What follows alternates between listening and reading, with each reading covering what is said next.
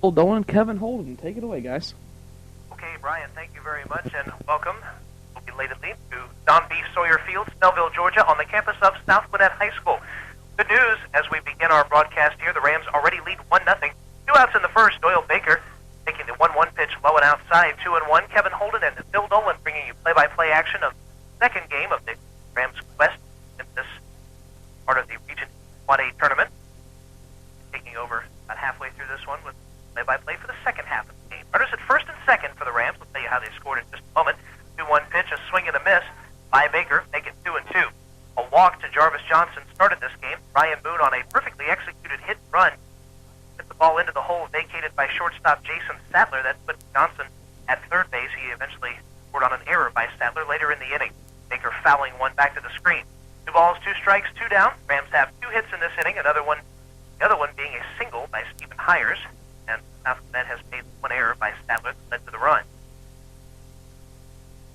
Baker digs back in. It's Brooke Collins on the mound for the Comets. He takes a look at Roderick Henderson, who's running for Floyd out at second base. 2-2 pitch is on the way home. Curveball. Missed by much inside, but the count runs full, 3-2. And Bill Dolan, good to be back here at Don B. Sawyer Field, probably one of the nicest complexes in the state of Georgia to watch and play a high school baseball game. Absolutely, Kevin. Just a beautiful complex, and folks here have been very hospitable in all way, shape, or form, and it's just a great joy to be here. 3-2 pitch is driven into right center field. This should be in for a base hit and will score at least 1. Around second, headed for third comes Hires, and they're going to wave him home. He will score without a throw, and Doyle Baker, who is pitching tonight for the Newton Rams, has just helped his own cause and fired up his teammates with a 2-run double. It is 3-0 Newton, and Bill Doyle Baker put that ball in a perfect spot between Larry Pittman and David Casey out in right center. He really did. Kevin, he took that outside fastball and just served it right out where it was served to right center field. We were talking earlier about some of these smaller parks we've seen with the short right center field gap, but Doyle found the gap. The ball got down all the way to the wall, and the runners going with 2 outs were able to score easily. Stephen all the way from first base, and Doyle pulled in with a stand-up double. And that's what you call helping yourself when you're pitching. Go ahead and add to it. And, of course, the hard thing for the Comets here is all 3 of the runs now unearned due to the error by the shortstop. The Comets should have been out of the inning, but a real break for the Newton Rams when the ball hit by catcher Lane Floyd. Just a little chopper to the shortstop. He comes up with it cleanly, had all day, and he threw real high. And it actually way away from the first baseman who came off the bag to try to catch it. Bounced around the dugout, didn't go in. Floyd wasn't able to advance, but then a 2-out base hit by Hires, and now the big double by Baker. And earlier in this inning, another play that actually cost the Rams. Ryan Boone was at first base and Jarvis Johnson at third.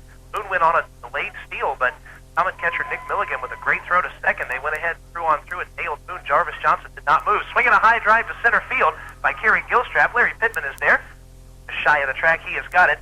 That'll do it for the Newton Rams in the first, but a very productive top of the first inning for the Rams. 3 runs on 3 hits. There was 1 South Gwinnett error.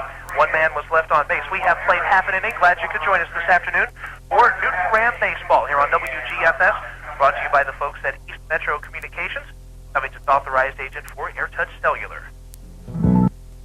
Region 8 Quad A postseason. 1-0 pitch is low. Doyle's doing something here that he really needs to get away from, and that's falling behind in the count. He's a much more effective pitcher when he pitches ahead, and particularly the last game we saw him pitch against Silo, he did a great job because he stayed ahead in the count. But again, setting up outside 2-0 pitch is right there, 2-1 on that outside corner with the fastball. Apparently our home plate umpire tonight is going to give a few inches on that outside corner, so Baker will be looking to take advantage of that tonight. Bit of a close stance, righty against righty. And outside the 2-1 pitch, a curveball, that's strike 2. Right around that outside part, and one of Baker's better off-speed pitches, Bill. He really pulled the string on that one. Kevin had the hitter almost bailing out on it and unable to pull the string himself, so to be down. 2-2 is on the way. Slow curve, but up high. Full count. Rams scored 3 in the top of the first on 3 hits.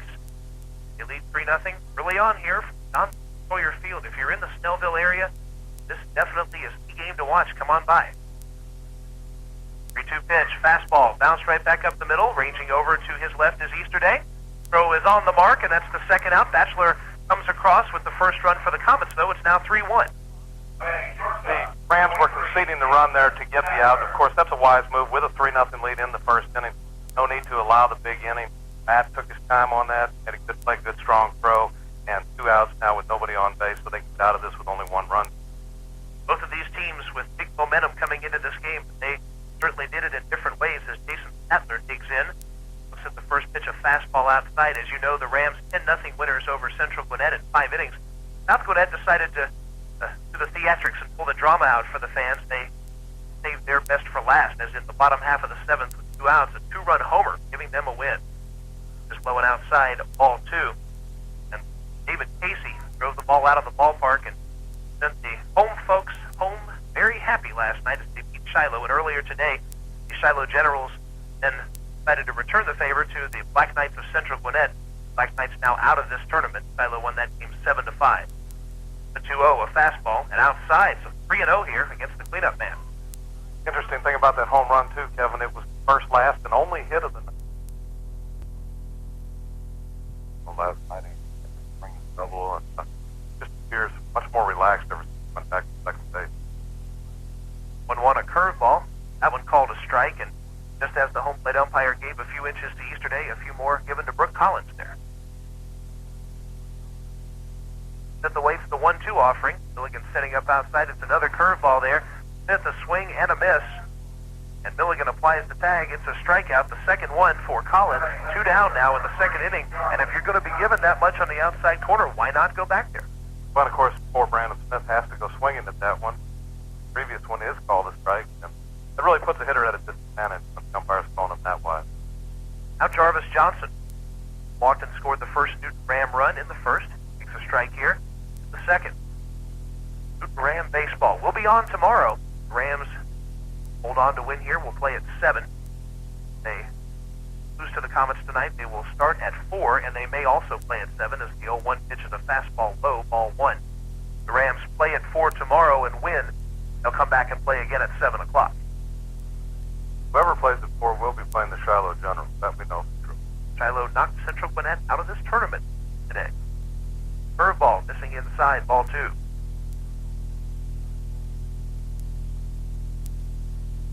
The Generals very close to beating the same South Gwinnett Comets, 2-1. A little bit high, ball 3. In fact, it was 2 outs in the 7th inning when the Comets came back. And I'll tell you what, Bill, the Shiloh Generals probably the worst to first kind of team for A-Quad A this year. 3-1 pitch swung on and bounced on a couple of hops toward the second baseman, Zach Rackett. He throws to first in time. Route number 3. We'll get Bill's thoughts on the Shiloh Generals and a little bit more after we take this commercial break. Rams go down 1-2-3, but they hold on to the 3-1 lead over the Comets. It is Ram Baseball on WGFS, brought to you by East Metro Communications, your local source for cellular paging and two-way radio equipment.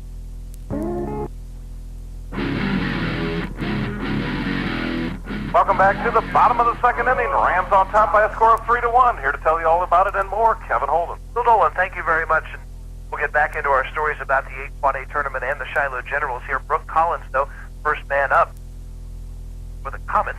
Takes the first pitch outside and low from Baker, ball 1. Collins, a right-handed batter. After Brooke, it will be Nick Milligan and then David Casey. Baker into the wind. Here's the 1-0 offering. It is on the outside corner, strike 1.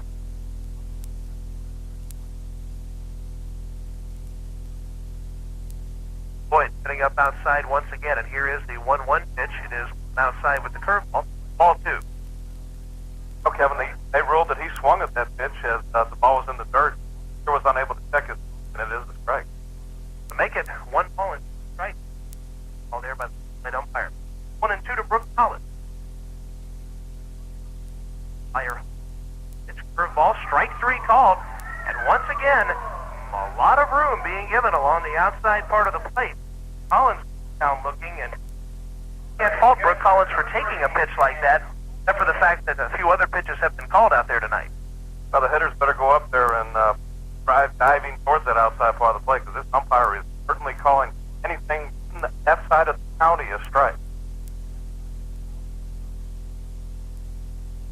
Milligan, and then that one going outside, ball 1.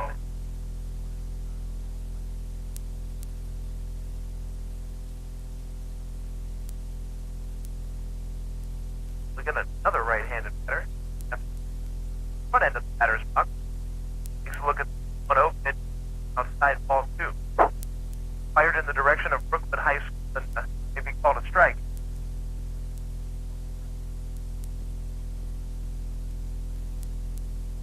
Bottom half of the second, Rams on top here, 3-1. The curveball got the swing and the miss.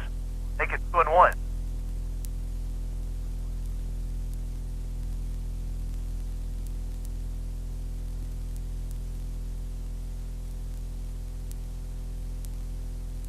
Again, set the one offering. It is low, ball 3.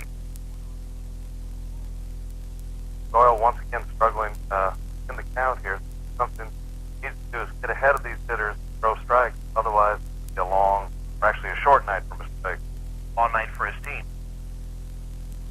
3-1 pitch is on the way. Swing and a miss.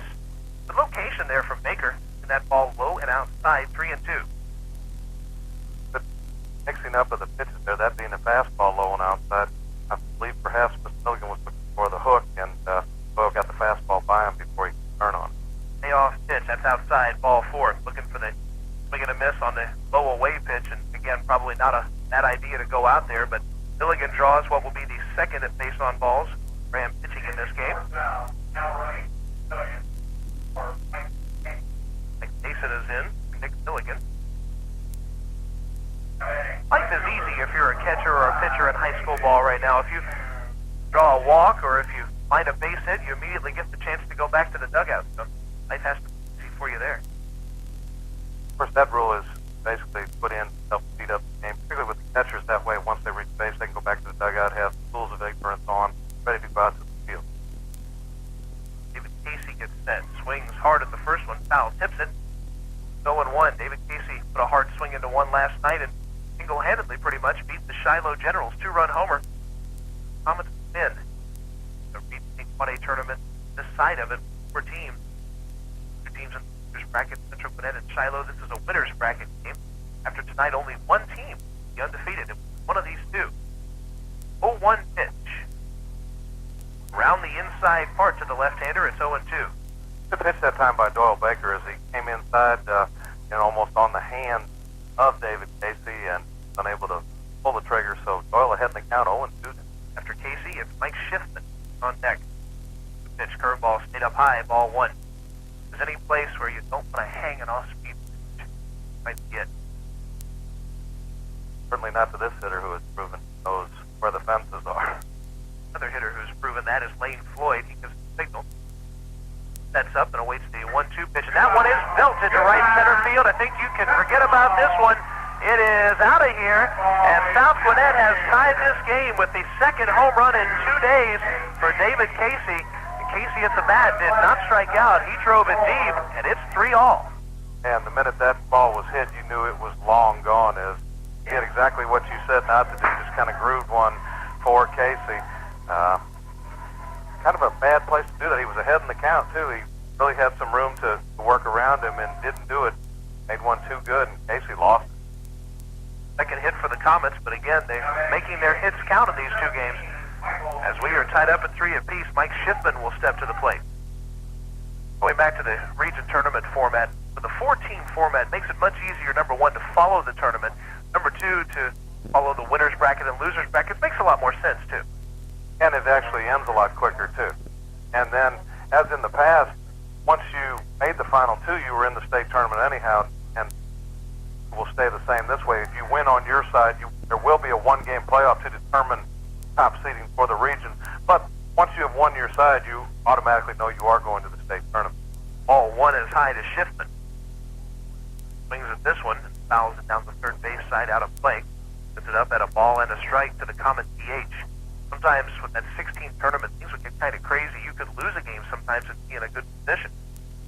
Not here. 1-1.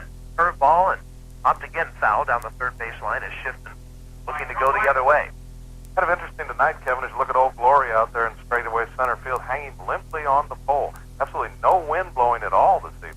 What that means is David Casey's shot is definitely a legitimate shot. Number 8 hitter hitting the homer. And Schiffman pops one up to right field. Under this one is Ryan Lee. He makes the catch for the second out, and Schiffman toyed with a shot there, toyed with a big blast, but Lee was at the track to make the catch.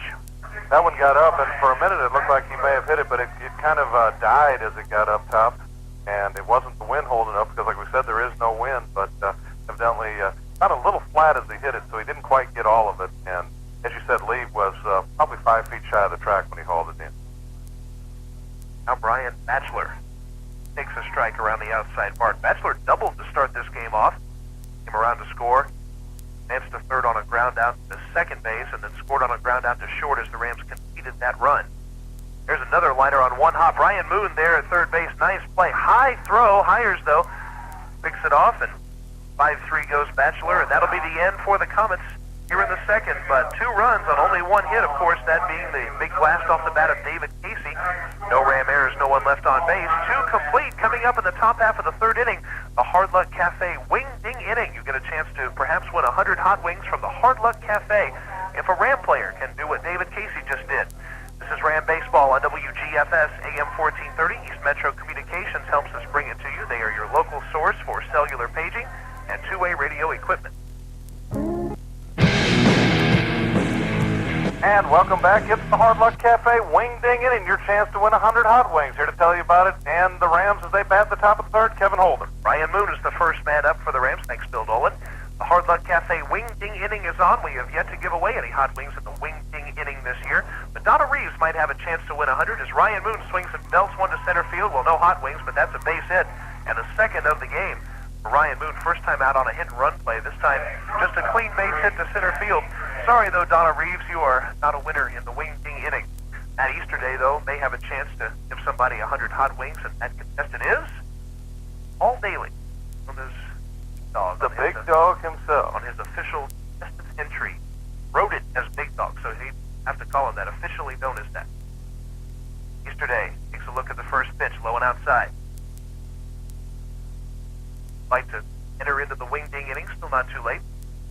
Get an entry to us and do it very quickly. Drop it by our studios on Hendrick Street, just off the square in downtown Covington. Probably best to drop it to the studios. Yesterday, taking a strike on the outside corner, it's 1-1. If you see Bill or myself, you can just hand us an entry if you'd like, or phone it in. Joe Brasfield going through a set of signals with Ryan Moon with feet down at first base. He was caught stealing on a delayed steal 2 innings ago. They go to first base, dives back in. And of course, they can always drop it down at the Hard Luck Cafe, and Randy will make sure we get it. We'll play the Wing Ding Inning for an inning here and also an inning tomorrow. The Rams play 2 games. We'll have a Wing Ding Inning in both affairs. Pitch is a curveball inside to Easter Day, 2-1. During the entire regular season, did not have a winner. As you remember, it took to the playoffs last year to give somebody 100 hot wings. Perhaps it could happen again. 2-1. Pitch to Easter Day, just gets a piece of it, fouls it back. They struck out his last time. Matt with a tremendous job on the mound last night. Scattered 7 hits through the 5 innings. Didn't walk a batter, and I think that was really one of the keys to the ball game. Because at one point in time, Central Gwinnett had 3 hits in an inning and didn't score because they were all singles. Had he walked a runner or batter or 2, that would have been a different result. Strike 3 called to Easter Day right down the pipe. Easter Day taking all the way, and for the good pitching that he's done, he's kind of struggled at the plate in this tournament. He goes down for the second time here, and that's the first out. Now Lane Floyd comes to the plate. Alice Russell of Ellenwood, Georgia, the contestant in the Wing Ding Inning for Lane Floyd, who, as you know, drove a 3-run home run deep to right center field last time up. Boone leads away from first base, outside with the first pitch. They were, I think, anticipating that Boone might have been going there, 1-0. I don't think we'll see Brian going this time. Number one, you don't want to close that hole on the right side.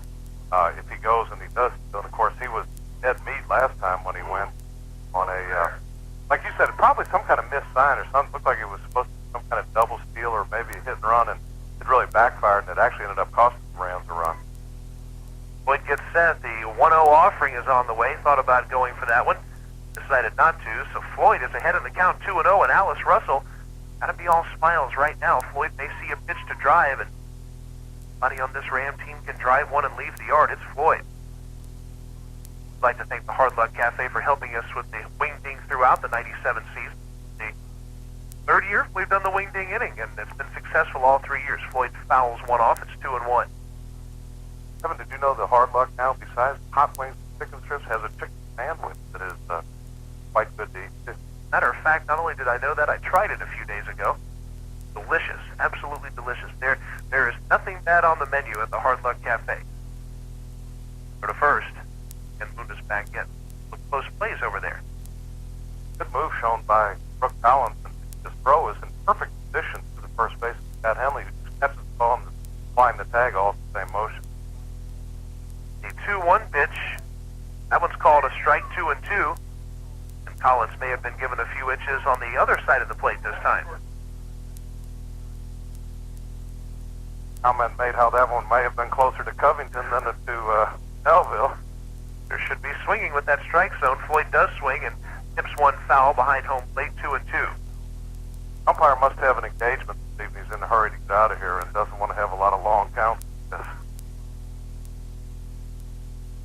Strike zone has definitely been expanded on both sides for both teams tonight. Boot at first after the base hit to lead off the inning. Floyd awaits the 2-2 pitch, curveball, and didn't miss by much. Catcher Nick Milligan framed that one and probably could not have argued if that had been called strike 3, but it is called ball 3 instead. Did a good job of pulling it up a little bit. I think it was a little low and broke a little late, but almost got it into the strike.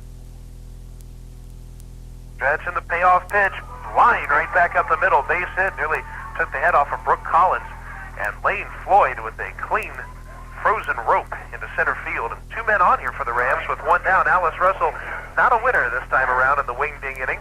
Stephen Hires will step to the plate, and he bats for Holly Haley. This is Covington. Lane really sent that ball back where it came from. He waited on it. Like you said, almost took the head off of Brooke Collins. He went down and got out of the way. And I'll tell you, Kevin, I'm glad I don't pitch with these aluminum bats. I would have liked to have hit with them, but I don't think I would want to pitch with them. You can understand why they are keeping aluminum bats out of the professional ranks, because it's dangerous enough with the high school and the college hitters and the way they can hit now.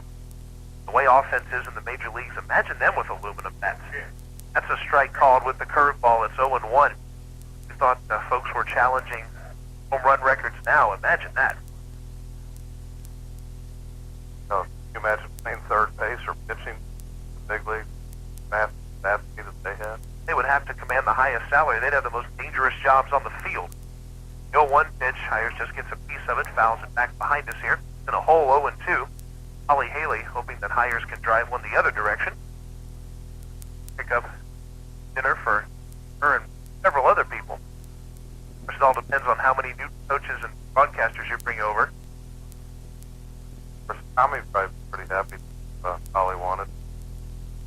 Yeah, but probably put away a hot winger too. Tommy Haley in attendance tonight. Well, if he's listening, he has some extra impetus to root for Stephen Hires. Ryan Moon at second base. Lane Floyd down at first. No courtesy runner for him this time. Roderick Henderson ran for him in the first. 0-2 pitch on the way home. Swing and a miss. Brooke Collins challenged Stephen Hires with a fastball. That is strikeout number 4 for Collins, and a good job of pitching there. That's out number 2. That pitch, a high fastball, and Stephen went fishing for that one. And as we've talked about so many times before over the last couple of years, Kevin, that pitch looked so good, but you just can't get around on it because it's up too high. Collins had been working him with curveballs, so just decided to challenge him with 2 strikes. Doyle Baker bounces one. It bounces off the pitcher's glove. Second baseman has it roll past him. Around third is Ryan Moon. He will score. Headed for third base is Lane Floyd. And second baseman Zach Rackett, I think, took his eye off the ball as he was charging that one. So it's an error on Rackett, and the Rams now lead this one 4-3 on the most unlikely of plays.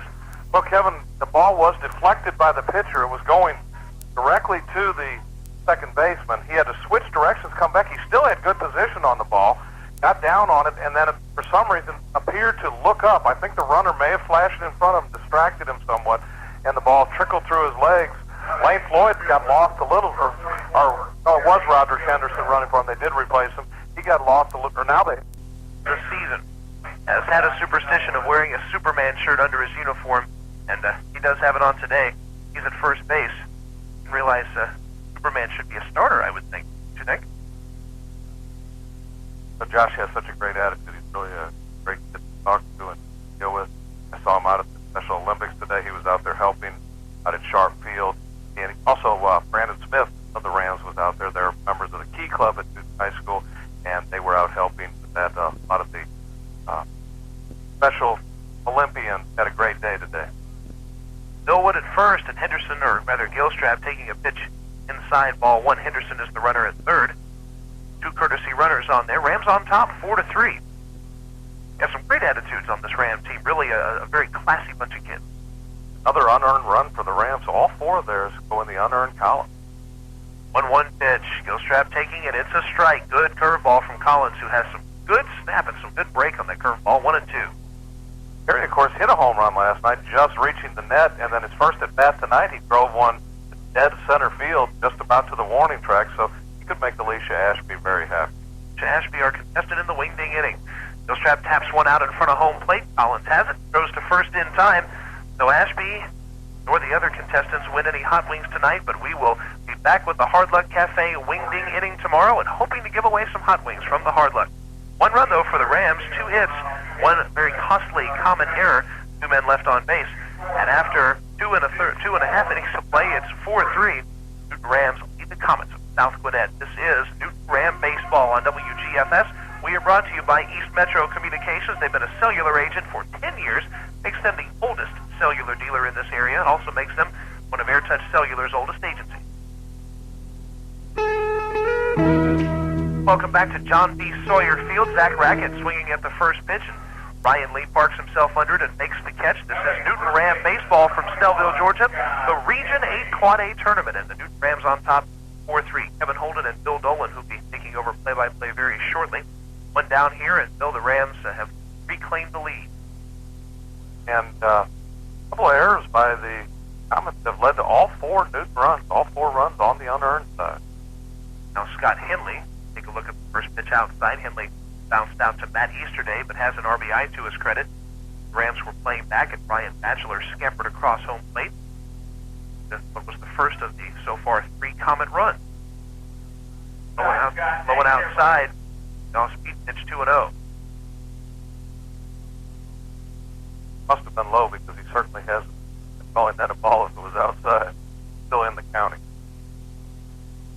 The 2-0 pitch is on the way. It's bounced right back up the middle. Easterday ranging, makes the play behind second base. The throw got him, and Matt Easterday, who next year will be doing the same thing for the Eagles of Georgia Southern, made a spectacular play there, right behind second base. Good range from the Ram shortstop.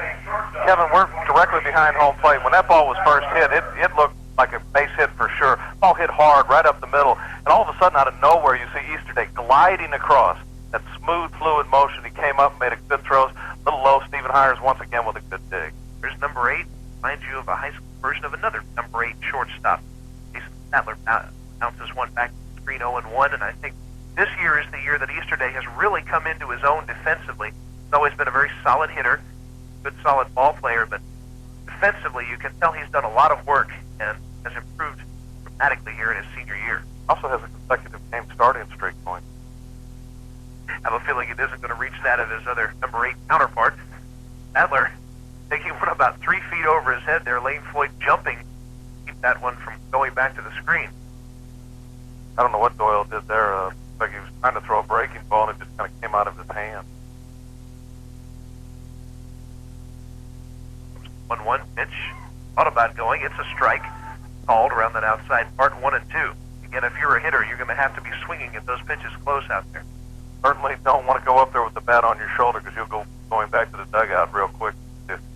Several hitters have done just that tonight. The 1-2 pitch. Curveball, swing and a miss. Doyle Baker put that ball in a great location just off the outside corner.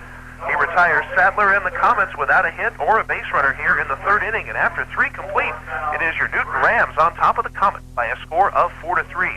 Newton Ram Baseball is brought to you in part by East Metro Communications, selected as AirTouch Cellular's Agent of the Year in the small market category. Folks, that is the 4th time that East Metro has received that award. Next time you take a... Welcome back to John B. Sawyer Field at South Gwinnett High School. It's playoff action in Region 8 Quad A, as the Newton Rams have jumped back on front 4-3 as we head to the top of the fourth inning here to try to get the Rams a few more runs. Kevin Holden. Okay, Bill Dolan, we thank you very much. And just like the second inning, here in the fourth, it'll be 8-9-1 spots due up for the Newton Rams, beginning with Bradley Dobbs. Dobbs flight out to right field last time. Collins passes home the first one. The fastball is a called strike. It's 0-1. Last inning, a very good inning for Doyle Baker as he retired. It's 1-2-3 and very economical with his pitching. Curveball outside, ball one. Baker has also helped himself out of the plate with a double. He's also reached on an error, so he's been responsible for 3 runs coming across. Dobbs awaits the 1-1 offering. Here it is, curveball and a good one. Caught the outside corner for strike 2, and where Collins definitely has a top-notch curve. Youngster Dobbs better get the bat off his shoulder and ready to swing. 1-2, fastball high, make it 2-2. Rams 4 runs on 5 hits so far. Baker's double probably the biggest blow. Comets 3 runs on 2 hits. David Casey has gone guard for the second time in 2 days. Dobbs bounces one toward the third baseman. Could be a tough play. Throw to first. Is in time. And a nice job there by the third baseman, Kyle Williams, making that play very close to foul territory. He decided to go ahead and make the play.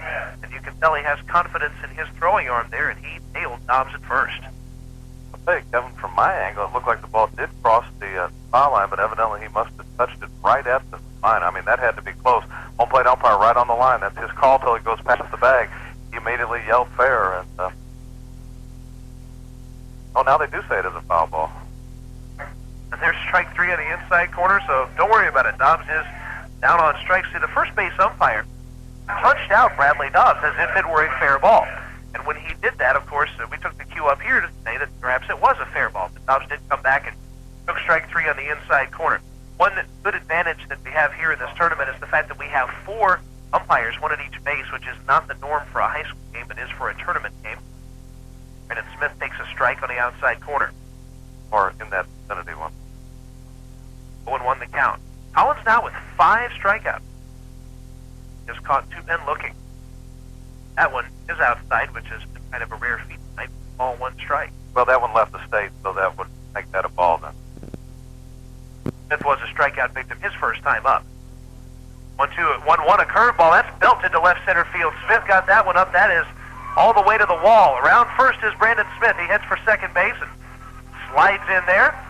A double for the number 9 batter in the order, and Brandon Smith is one of the hottest bats in this Ram lineup right now. You remember the big base hit he had last night. I'll tell you, Kevin, that was almost a carbon copy of it. Just drilling a shot. Never any idea that it was going to get out of here because it was a rocket line drive, but dead in that left center field gap, and as soon as you hit it, you knew it was down into the wall, and it was going to be an easy double for Shorty. Rams with a chance to add some more. Runner in scoring position. Back to the top of the order at Jarvis Johnson. Johnson is 0 for 1. Runner was going, and the pitch is back to the screen, so Smith will have third base. He was going with the pitch. Remember, the Rams, with the same set of base runner and hitter, attempted a bunt and run, and Smith made it to third base without Johnson laying the bunt down. Second time they've tried that, and second time Johnson has not needed to lay the bunt down. That pitch, at the feet of Jarvis. Fortunately, he got the bat back to where it was not a strike. And the Rams with a good chance now as the infield has to come in. 1-0 pitch. That one is hard but foul. Third base side. Ryan Batchelor, the left fielder, gives chase all the way to the fence, but it falls out of play. Count is even to Johnson. Evidently must show the respect they have for the Newton Rams. It's still only the 4th inning, only a 1-run game. They're pulling the infield in all the way. They don't want to fall any farther behind. Catching the 1-1 pitch. Johnson, a swing and a miss, and a tough curveball. That's a nasty pitch there. It's 1-2. Curveball that broke down and in. South Gwinnett came in with a record of 18-6. Rams with a very similar record. Stretch and the 1-2 pitch is on the way, and that's hit to left center field. That may be in for a base hit. Coming over, and he can't make the play is Batchelor. It's past him. 1 run will score. Johnson stopping, taking the wide turn at second base, but he is there. That's a tough play for Batchelor, but it gets past him, and the Rams now on top 5-3 thanks to the bat of Jarvis Johnson.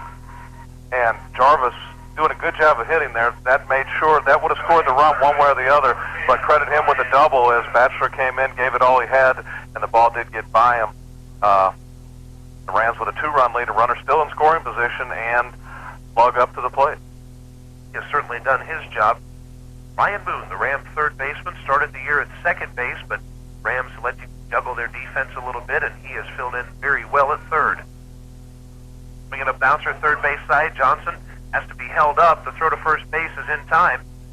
Jarvis Johnson will stay at second as Boone grounds out 5-3 in your scorebook. Second out. And that kind of not a good at bat for Ryan, because I'm sure he would have at least rather gone the other way to where he could have moved the runner over.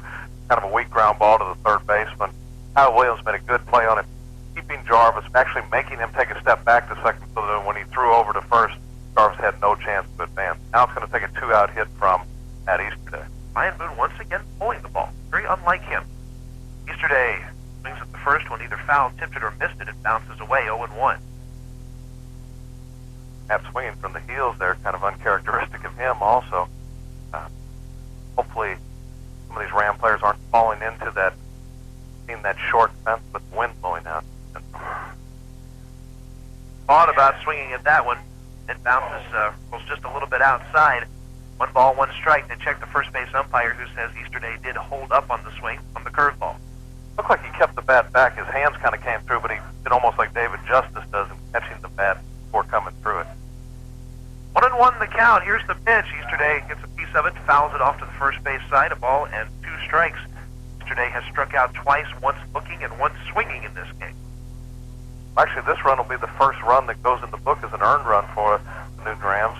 Of course, the wild pitch instrumental in helping with that, but then it turned into a double, so it probably would have scored anyhow. Of course, a wild pitch, still an earned run. That goes against the pitcher. But if he makes a throwing error, it's unearned. Kind of interesting the way that works. 1-2 pitch. Going for that outside part of the plate, a good idea. But missed a few inches outside. It's 2-2. Rams with 7 hits, 5 runs. They scored 3 in the first, 1 in the third. Tacked on another spot here in the fourth. 2-2 pitch. Curveball, and Easterday was jumping out of the way. That one nearly curved back in to catch the inside corner. And Collins really fooled Easterday there. Full count. Not bailing out that time, literally, like you said, jumping out of the way. See what they give Easterday with the payoff pitch. Lane Floyd is on deck. Here's the pitch, swung on it, bounced up the middle, ranging hard to his left is Sadler. The throw in time, and just like Matt Easterday, Jason Sadler, spectacular out there at shortstop, nice range as he makes the play. Rams with 1 run in the inning on 2 hits. No common errors, 1 man left on base. Bill Dolan brings you play-by-play action for the latter half of this game, which is coming up right after this break. Ram Baseball brought to you in part by East Metro Communications. They were selected as AirTouch Cellular's Agent of the Year in the small market, the 4th time that they have received that award.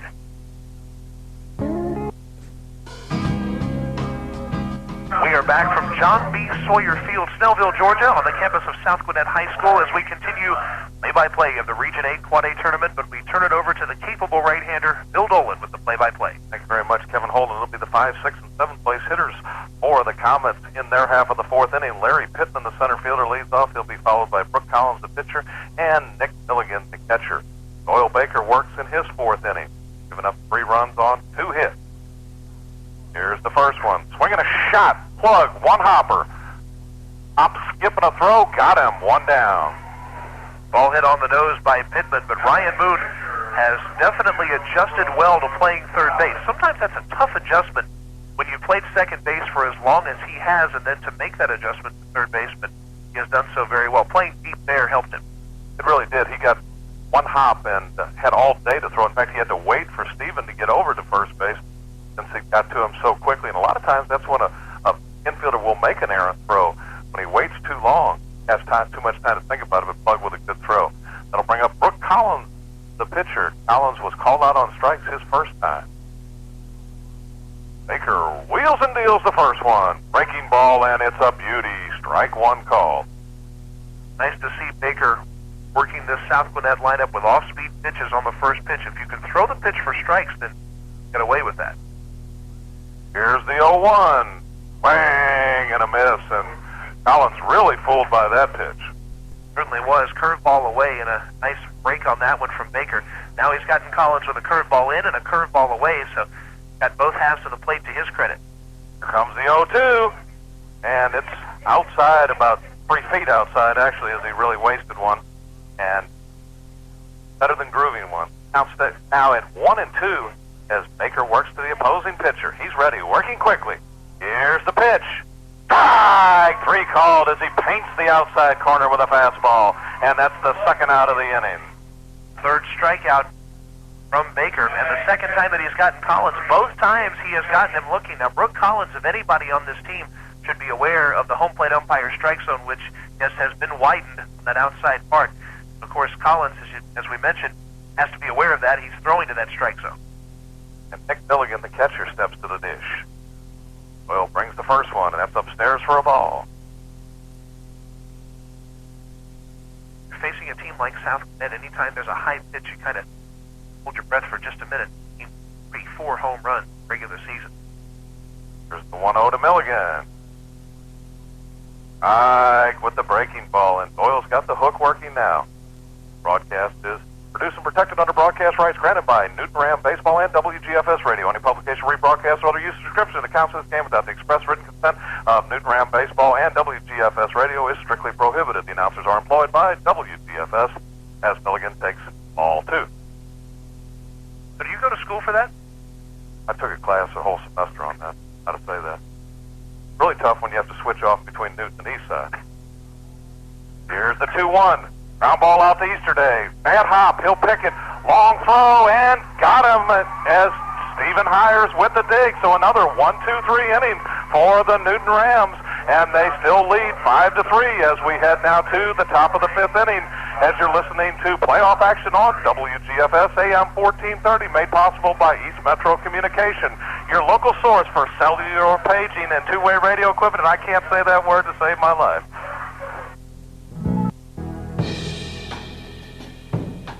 Welcome back to John B. Sawyer Field, South Gwinnett High School. It is the hometown South Gwinnett Comets against the Newton Rams here. And you're listening to Ram Baseball on WGFS. Rams on top by 2. Here with the top half of the 5th inning, Bill Dolan. Thank you very much, Kevin Holden, and the Rams doing what they have to do. Actually, it's kind of nice to see the base hit flourishing. The Rams in previous games had really gone silent with the bat the last 2 nights now. 16 base hits in 9 innings now. That game last night only went 5 innings. Wayne Floyd leads it off for the Rams. Floyd in his last at bat had a base hit. Here's the first one to him, and there's a shot up the middle, another base hit for the Ram backstop. And Lane Floyd must see something up the middle because that ball right over second base again. A lot of hitting coaches will tell you that with the way you stand and you stride and you swing, you're doing your best if you're hitting balls up the middle. Ideally, that's what you want to do, is to hit the ball up the middle. And Floyd right now is the picture of perfection as far as that's concerned. Not pulling the ball or hitting anything to the off field at all, going straight up the gut. But I'll tell you, if you make a mistake inside to him, he'll do what he did last night. But he came down and tagged Kerry Gilstrap, evidently. He definitely was off the bag. The umpire right there appeared to call him out on the tag, Kevin. Okay, so that was the tag applied to Gilstrap, because definitely from here it appeared that Henley was pulled off the bag. But credit the Comet first baseman with some smart baseball. Remember, he got in behind the runner for that throw to first base. And now here, that tag of Kerry Gilstrap, and Roderick Henderson will once again go in for Floyd. So apparently they go with Floyd until he gets to third base, and then the last 90 feet will be Roderick Henderson. Well, especially with 2 outs, too. Bradley Dobbs steps to the dish. Runners at second and third is going to take a 2-out hit from Bradley, and he swings and misses at a pitch that he tried to get out of the way of. Self-defense on the part of Bradley Dobbs. Pitch high and tight, and Bradley Dobbs just kind of fooled by that one. Wasn't expecting him to come up and in. Collins out to work out of a jam. Here's the 0-1 and a swing and a miss as Dobbs overmatched on the high heat. Collins will continue to bring the fastballs. Bradley Dobbs.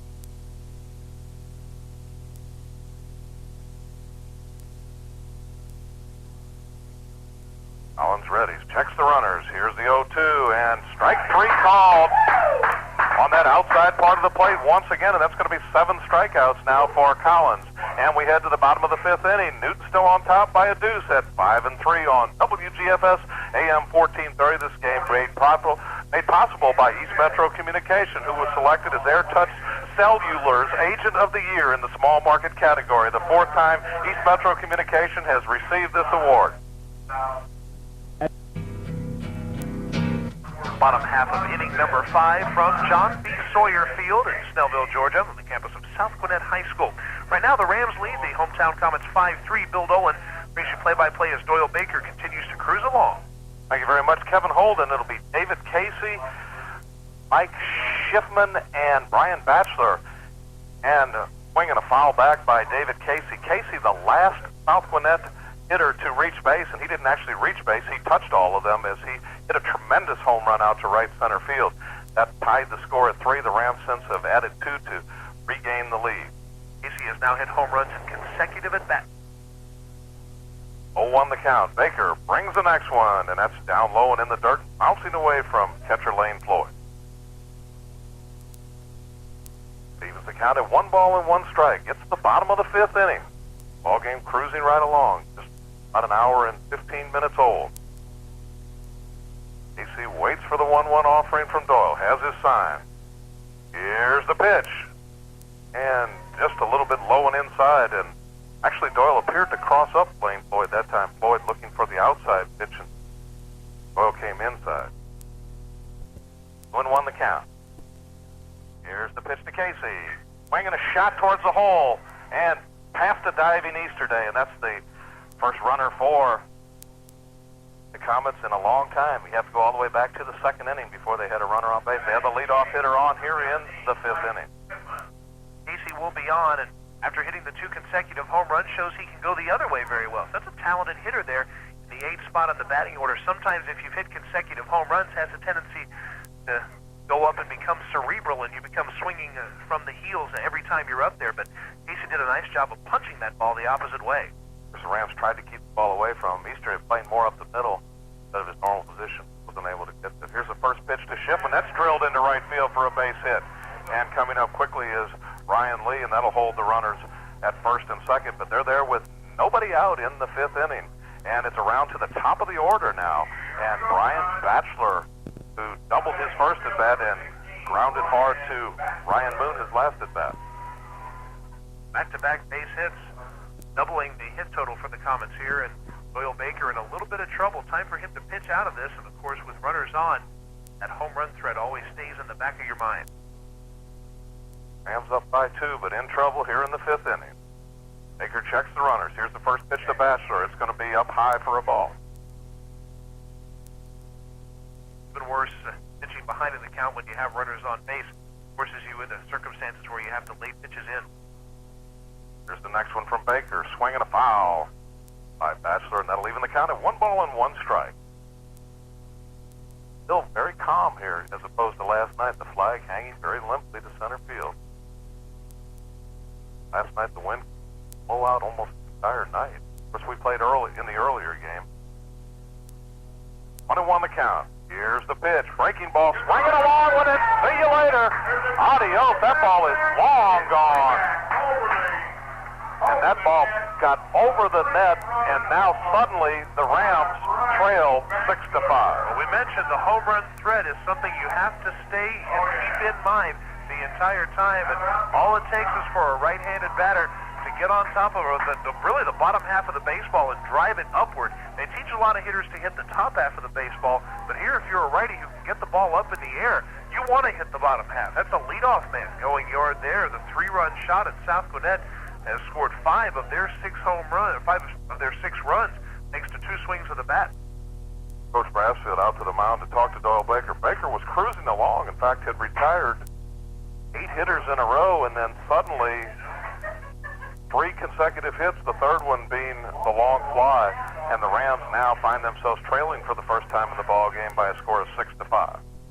Talk with Baker, probably tell him that now there's a clean slate out there. Those runners have been erased, so he can basically just start as if this 5th inning is starting over, facing the 2, 3, and 4 spots in the order. And still no activity yet in the Ram bullpen as we're able to check out the side here. Baker coming in with a curveball first pitch. in a zone where some other pitches have been called strikes tonight. 1 ball, no strike. Baker brings the next one home, and that's going to be a strike called.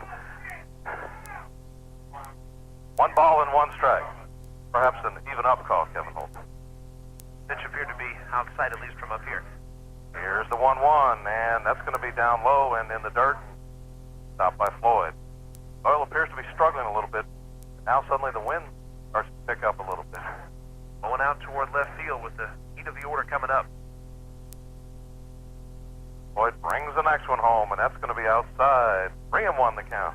Last thing you want to do after giving up a home run, very last thing you want to do is give up back-to-back homers, but very bad is walking the next man up in racket. 3-1 the count. Baker brings it home. And strike called. Jeremy Johnson warming up in the bullpen for the Newton Rams. Low count pitch from Baker. Here it comes. Swing and a miss. He struck him out. And that'll be the first out of the inning. Baker coming back inside. Getting the strikeout there, his 4th of the game. And for Baker, it's important to just continue trying to throw strikes. Don't get gun shy, even though you've given up those 2 home runs today. That'll bring first baseman Scott Henley to the plate. Henley 2 ground outs, his 2 at bat. Here's the first one from Baker. There's a curveball and a beauty for a strike called. Henley has pulled the ball twice, both times grounded out to Easterday, so Baker, Rams can try to take advantage of that. They will pitch him accordingly. Here's the 0-1 from Doyle, and that's going to be down low. Once again, a good stop by Lane Floyd. 1-1 the count. We're in the 5th inning. The Rams, for the first time in the ballgame, trail. A long fly hit by leadoff hitter Brian Batchelor, and it was a tremendously long fly as it cleared that net in left field. Here's the 1-1 from Baker. That's a curveball. Check swing. Did he go? No, the first base umpire says. And that runs the count to 2 balls and 1 strike. Henley grounded to short in the first and short in the third. Makes the next one for a strike called right down central. He looks out like he doesn't believe it, but many things have been called strikes here. It's hard to believe that wouldn't be. 2-2 the count. 1 out. We're in the bottom of the 5th inning. Baker wheels and deals. Breaking ball, swinging a shot towards right center field. Kerry Gilstrap will not get it as it bounces against the base of the wall. He's up and gets it back in, and it will be a double now for Scott Henley. Doyle Baker running into problems here as he's left some pitches up in the zone. Remember that, Bill, the 5th inning was kind of a trouble inning for him in a previous broadcast where he kind of ran out of gas as he had given up some base hits. Now with South Gwinnett up by a run, Joe Brasfield coming back out to the mound, so looks like we may be seeing a change here, and Jeremy Johnson may be coming in. Johnson was warming up, but we will see what kind of change Brasfield wants to make. And it looks like it's going to be Ryan Moon's going to come in, and Doyle will go over to third. So we'll be back and tell you all about it in just a moment as we pause to hear from our sponsors on your local leader for sports, WGFS AM 1430, made possible by East Metro Communication, your local source for cellular paging and 2-way radio equipment. And we are back from South Gwinnett High School, John B. Sawyer Field, Snellville, Georgia. The Region 8 Quad A tournament underway. The Rams now trailing 6-5. Ryan Moon is in the pitch. Here's Bill Dolan. Thank you very much, Kevin Holden. Doyle Baker did a great job through 4 innings. Kind of ran out of gas here in the 5th inning. Leaves with 1 runner still responsible to him. What's his line so far, Kevin? Doyle Baker's line right now, 4 1/3 innings, 21 batters faced. He's so far given up 6 runs, all earned. Of course, Henley at second, his responsibility. 6 hits is what Baker allowed. Walked 2 and struck out 4. And Ryan Moon pitches his first hitter, and that's going to be Jason Adler, the shortstop. He'll swing and miss at the first pitch. Adler going after the outside pitch there. He has wanted struck out, and they may be again pursuing an aggressive hitter here by throwing pitches out of the strike zone. We haven't seen Plug pitch much this year. Here's the 0-1, and that's going to be a breaking ball low and away and in the dirt. 1-1 the count.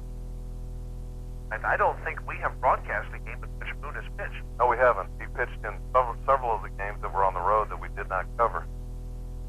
Here is the 1-1 from Moon, and that's just a little bit outside. 2-1 the count. Well, they saw that the home plate umpire giving the outside part of the plate, and he is working Sattler away. Boone gets his sign from Floyd. Next the runner in, fires, way outside. 3-1 the count. Now remember that they pitched around Sattler in his first at bat and put him on first base. So perhaps doing the same thing, setting up the double play. 3-1 the count. Moon brings it home. Breaking ball and a beauty strike. As Sattler went after the low outside pitch, actually in the dirt. Could have been ball 4, but Sattler chased it, and that'll run the count to full at 3-2. Moon, fiery competitor, so we know got someone definitely has some intensity out there on the mound. The sign from Floyd. Here's the 3-2. Ball forward, just outside, and Sattler will walk, and that's going to put runners at first and second as Larry Pittman, the center fielder, will come to the plate. Pittman hit a line shot to second baseman Brandon Smith in the first, and hit a ground ball to Ryan Moon, the third baseman, back in the fourth.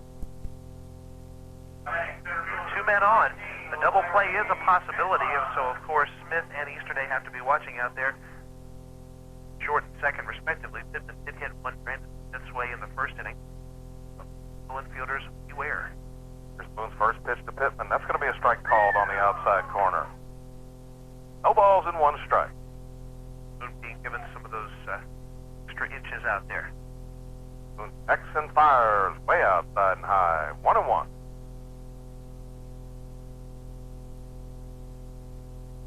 It's been a long time since Ryan has pitched to our knowledge, Kevin. Like I said, we haven't seen him yet this year. Here's the 1-1 breaking ball, and it's a beauty, and it'll catch the corner. 1 ball and 2 strikes. Working just as he did last year. Most of the hitters he works away. Kind of mixes up his pitches, fastball and curveball. And remember, he pitched well against Henry County last year. Here's the 1-2 from Plug, way outside fastball. Gotten most of his curveballs over, but having trouble with the fastball. That'll even the count at 2-2. Runners lead away from first and second. Sattler off first, Henley off second. Plug brings the next one home upstairs, and that'll run the count full, and not what Joe Brassfield wanted out of Ryan Moon. And in a game like this, you have to have a very quick hook, so if Moon puts a runner on, Jeremy Johnson had been warming up for the Rams. Maybe done now, but he may be ready to come in. Plug checks the runners. Here's the 3-2. Swinging fouled right back at us, and in fact it embeds in the screen, and will stay there for the rest of the game.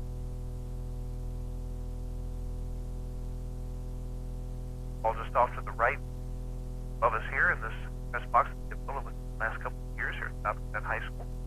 3-2 the count. Moon ready. Here's the pitch. Breaking ball, and it's looped into center field, and it will fall in for a base hit. Gilstrap up quickly, and he will... The ball will be held as the runner comes around and scores, and the other runner all the way around to third on the play. Rams kind of hesitant there, what they did. I saw both runners towards third, and looked like they may have had a play at the plate, Kevin, if they would have come home immediately. I think Easterday caught that ball and looked at the runner at third, but then wheeled to throw home, and instead of going ahead and making the throw home, decided to hang on to that ball to keep the runner at first base. But I think you're right. Easterday had seen it and immediately come home. We might have had a chance at the runner. Of course, Easterday with a very powerful arm out there at shortstop. That's going to bring the pitcher, Brooke Collins, to the plate now. Rams trail by a pair. Runner goes. Throw down to second is high, and he is safe. As Lane Floyd got the ball down there ahead of the runner, but said he had to go way high in the air to pull that one down. Yes, he did. Lane Floyd with some mustard on the throw to second base, but high, and so South Gwinnett gets out of the double play possibility. Good job for them. Rams will have to play a little bit in. 1 strike now to Mr. Brooke Collins, and still takes that for a ball. Yesterday looking over at Joe Brassfield, wondering whether he should be playing in. Brassfield says no. Here's the next one. Swing and a miss as Collins chases one about 2 feet outside. Collins has struck out twice, both times looking and both times on pitches outside, so this time made up his mind he wasn't going to take a pitch outside for a strike, went after it. 1-2 as Moon brings the next one, and that's way outside. Good stop by Floyd to keep the ball in front of him. The count at 2-2. Rams in trouble in the 5th inning. South Gwinnett has played at 4 runs to take the lead at 7-5. field. Swing and a miss as Collins chases one up in the eyes, and he'll make a right turn and head to the dugout for the second out of inning number 5. And a hat trick for Brooke Collins, and he has definitely been the man on the mound for the Comets, but has not been the man at the plate, as Rams have been working him away after he took 2 outside pitches for strike 3s the first 2 times out, time cutting at 1. And Nick Milligan, the catcher, will step to the plate. 2 outs now. Moon trying to get out of it. First pitch outside for a ball. You can get out of this with, at this point in time, you still feel confident. You don't want to let those 2 runners score, though. Absolutely. This one only a 2-run affair right now, and Moon would like nothing more than to keep it right there. Here's the 1-0, and it's a breaking ball down low in the dirt. 2-0 now. And I don't think you want to walk this hitter. That would bring deep play. Moon brings the next one home. Swing and a miss as Milligan unable to catch up to the Moon fastball. 2-1 the count now. And pretty much everything has been away. Fastballs and curveballs, all of them around the outside part of the plate. Ball hit by Pittman, not hit very hard to the right center field gap. Here's the next one by Moon. Just a little bit outside, and that pitch we've seen called a strike a couple times, that time not, and it runs to 3-1. Here's the next one. And that one's called ball 4 also. That one a lot closer than other pitches we've seen called. And that will bring David Casey to the plate. And the first man in to talk to Ryan Moon was Doyle Baker. Remember that Baker served up the home run, Casey, in his first at bat, but then the second time got him to hit the ball to the left side. So maybe Baker picked something up and he just passed along to Moon there. And we've got a courtesy runner. Mike Mason comes in for Milligan at first base. Moon in a jam now. The bases are jammed as he works to Casey, David Casey. Home run and a single so far. Pulled the home run, went the other way on the single. Moon works from the wind. Here's the pitch. A little bit outside. Ball 1. Nowhere to put this man, so they will have to come after him. Field plays back.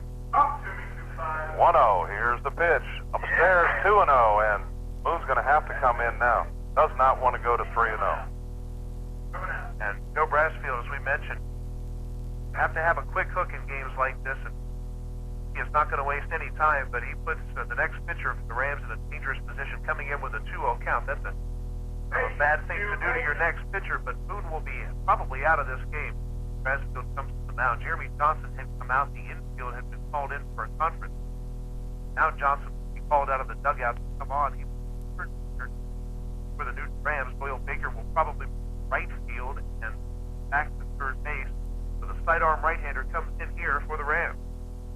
And we'll take a break, come back and let you know for sure, but I think we got it all right. We'll be back after we hear from our sponsors on your local leader for sports, WGFS AM 1430. That broadcast is made possible by the fine folks at East Metro Communications. We're selected as AirTouch Cellular Agent of the Year. Small market category, the 4th time East Metro Communication has received this award. And welcome back, and it is Jeremy Johnson on the mound for the Newton Rams, and his first offering to David Casey is a strike called as the count goes to 2-1. We're coming to you live from John P. Sawyer Field in Gwinnett County. Here's the next one. Swinging a chopper out to Easterday at short, and he'll boot it. He went to throw to second base, and Matt just had the ball roll out of his hand, so an error on the shortstop will let another run score. That'll make the score now 8-5. There's something going on out there in the middle infield. Something getting in the eyes of middle infielders, because errors in this game, 4 of them have been committed by middle infielders. The 3 South Gwinnett errors by their shortstop and second baseman. This is the first Newton Ram error, and on a very easy play by Matt Easterday. But another run will come across, and so Johnson now will face Schiffman. And here's the pitch from Jeremy to Schiffman, and there's a foul back to the backstop. Matt appeared to not be distracted by the runner. He had the ball clean in his glove, went to throw to second base. I didn't notice if he had gotten over to the bag or not, but all of a sudden the ball rolled out of his hand. 0-1 the count on Schiffman. Johnson did what he had to do against Casey, got an easy ground ball. Here's the next one to Schiffman. Foul straight back, 0-2 the count now. Now Johnson getting ahead, and Jeremy Johnson has been that pitcher that you go to when you need outs all year long. now back in his old role. Remember that Johnson pitched the last 2 innings of several Newton Ram games early in the year. Call that kind of a closer's role. Here he's in down 3 runs. 0-2 the count. Johnson brings it home. Breaking ball, and it doesn't come across. Stays outside. 1-2 the count.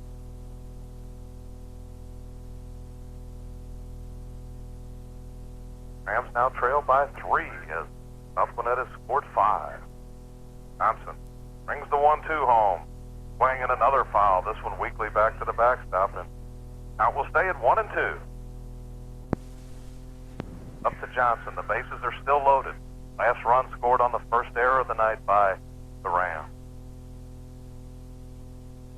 James Boyd flashes the sign. Johnson ready.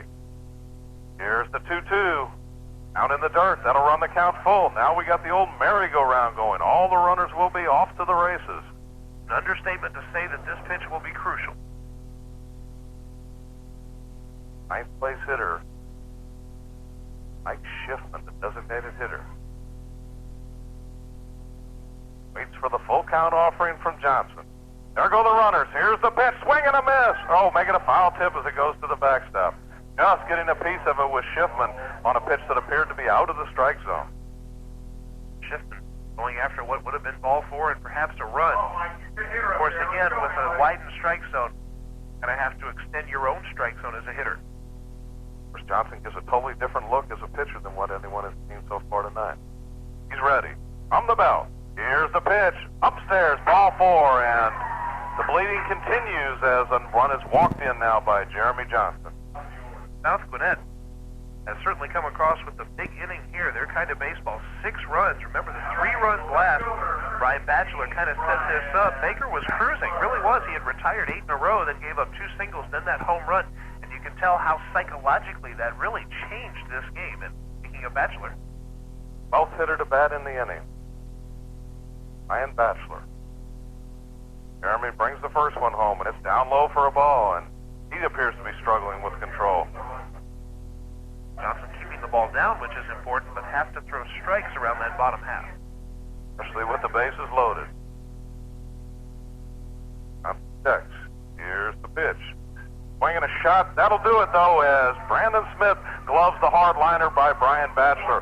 But a tough inning for the Rams. They give up 6 runs on 5 base hits. There was 1 critical Newton error and 3 runners left on base. We head now to the top of the 6th inning. Your score is South Gwinnett 9, the Newton Rams 5. You're listening to all this action on WGFS AM 1430, and it's made possible by the fine folks at East Metro Communications, your local source for cellular paging and 2-way radio equipment. If you Top half of the 6th inning. Glad you could join us for a little Newton Ram baseball tonight. We're at John B. Sawyer Field in Snellville, Georgia. Rams now trail. South Gwinnett comes across with the big inning, so the Rams will need one of their own here. 6 outs away, though, from going down. We'll start with Brandon Smith and Bill Dolan. Play-by-play. Thank you very much, Kevin Holden. Well, the Rams have had some big innings this year. Let's see if he can get it started for them here in the 6th inning. Here's the first pitch to Brandon, and now that pitch is called a strike again, as it's about 6 to 8 inches outside, but the hand pumps up. 1 strike, no balls. Then he had a ringing double his last at bat, and was a strikeout victim his first time. Here's the 0-1. Swinging foul back. He had a good cut, fouled it over towards the Ram dugout. Behind in the count now, 0-2. Rams cruising along into the 5th inning, and Thomas sent 12 batters to the plate, plated 6, and left the bases full, so it could have been worse. Here's the 0-2 to Smitty.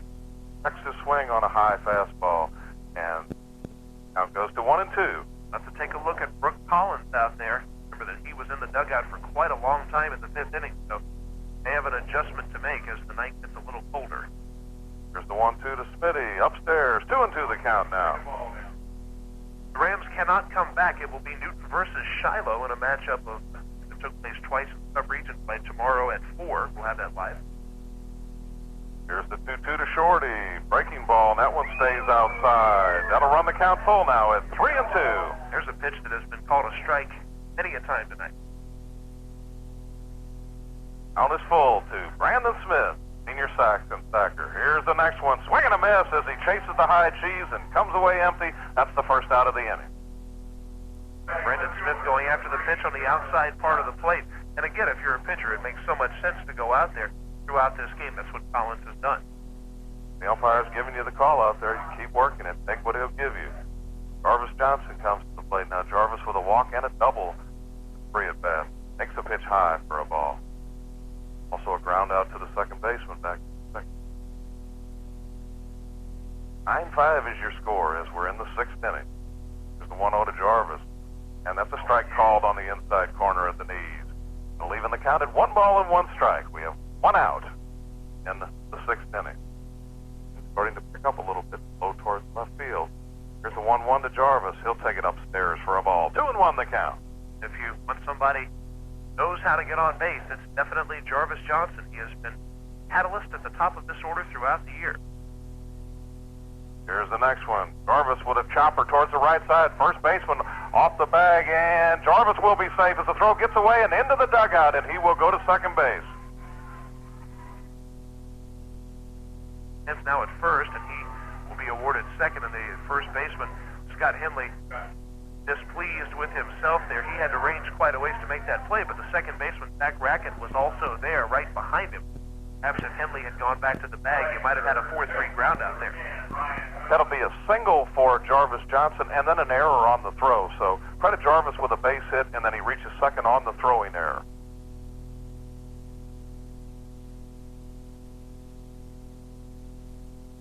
Ryan Moon, the hitter now. Here's the pitch. Upstairs for a ball. 1 ball, no strikes to Ram back to third baseman again. Pitched to a couple of hitters, faced 4 batters, give up a hit, 2 walks, 1 strikeout. Moon with 2 hits and 3 at-bats, also a ground out to the third baseman. Here's the 1-0 to Plug. He'll check his swing on a breaking ball that drops down into the dirt. 2-0 now. Jarvis Johnson down at second base.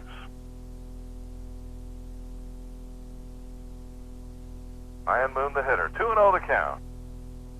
Collins brings the next one home, and that's a strike called on the outside corner as Collins paints it for the fastball. Making Collins throw a strike, that's an important thing, and so now he'll dig in and look for something to drive here. A 2-1 count. Johnson's at first, you call it a manager's count, probably not much on with the runner at second. Here's the 2-1. Moon takes the breaking ball down in the dirt, and that'll run the count to 3-1. That's what the Rams need right now as base runners. Any way they can get on. Part of the order coming up. After Moon, it'll be shortstop Matt Easterday and then Lane Floyd. So, ball game not over yet. Hear the Ram fans whooping it up. Ram dugout. In some life in it. Here's the 3-1 instead of pickoff throw, and it gets into center field, and that'll be another error. This one will go on the pitcher, Collins, and Jarvis Johnson will trot down to third base. Jason Sadler put himself in pretty good position behind Johnson at second base. Only thing is, the throw was into the runner, and Sadler couldn't reach around Johnson to catch the throw. So, as you mentioned, it is an error on the pitcher. Second error of the inning will allow Johnson to be at third base now with 1 out as the Rams try to climb back in. The 5th error of the ball game for the South Gwinnett Comets. Here's the 3-1 to Moon, and that's going to be a strike called on the inside corner about waist high, and Plug doesn't appear too happy with the call, Kevin. The ball was a fastball that looked like it had some movement into the right-hander. It looked like he threw kind of a tailing fastball there. That's why Moon thought it was inside. Out is full now to Ryan Moon. Here's the 3-2. That one's way outside, and Plug will trot down to first base with the free pass. 2 on now for the Rams. That'll bring Matt Easterday to the plate. Matt so far a tough night at the plate. 2 strikeouts, 1 swinging, 1 called, and then a ground out to the shortstop, who actually made a great play. It was a ball hit up the middle. Sadler ranged far to his left and threw him out, very similar to a play Matt had made earlier. Talking about a crucial batter here, too, because Collins wanting to that second out of the inning, maybe even a double play, and if Easterday can help break out of his mini slump here, it'll give some momentum the Rams' way. First pitch to Matt, and it's going to be a strike called right down in the middle of the plate. Matt evidently was taking all the way, Kevin, and needs to get the bat ready to move. 0-1 the count. We're in the 6th inning. Throw over to first. Moon back safe. Collins has been throwing the fastball low around the knees for strikes.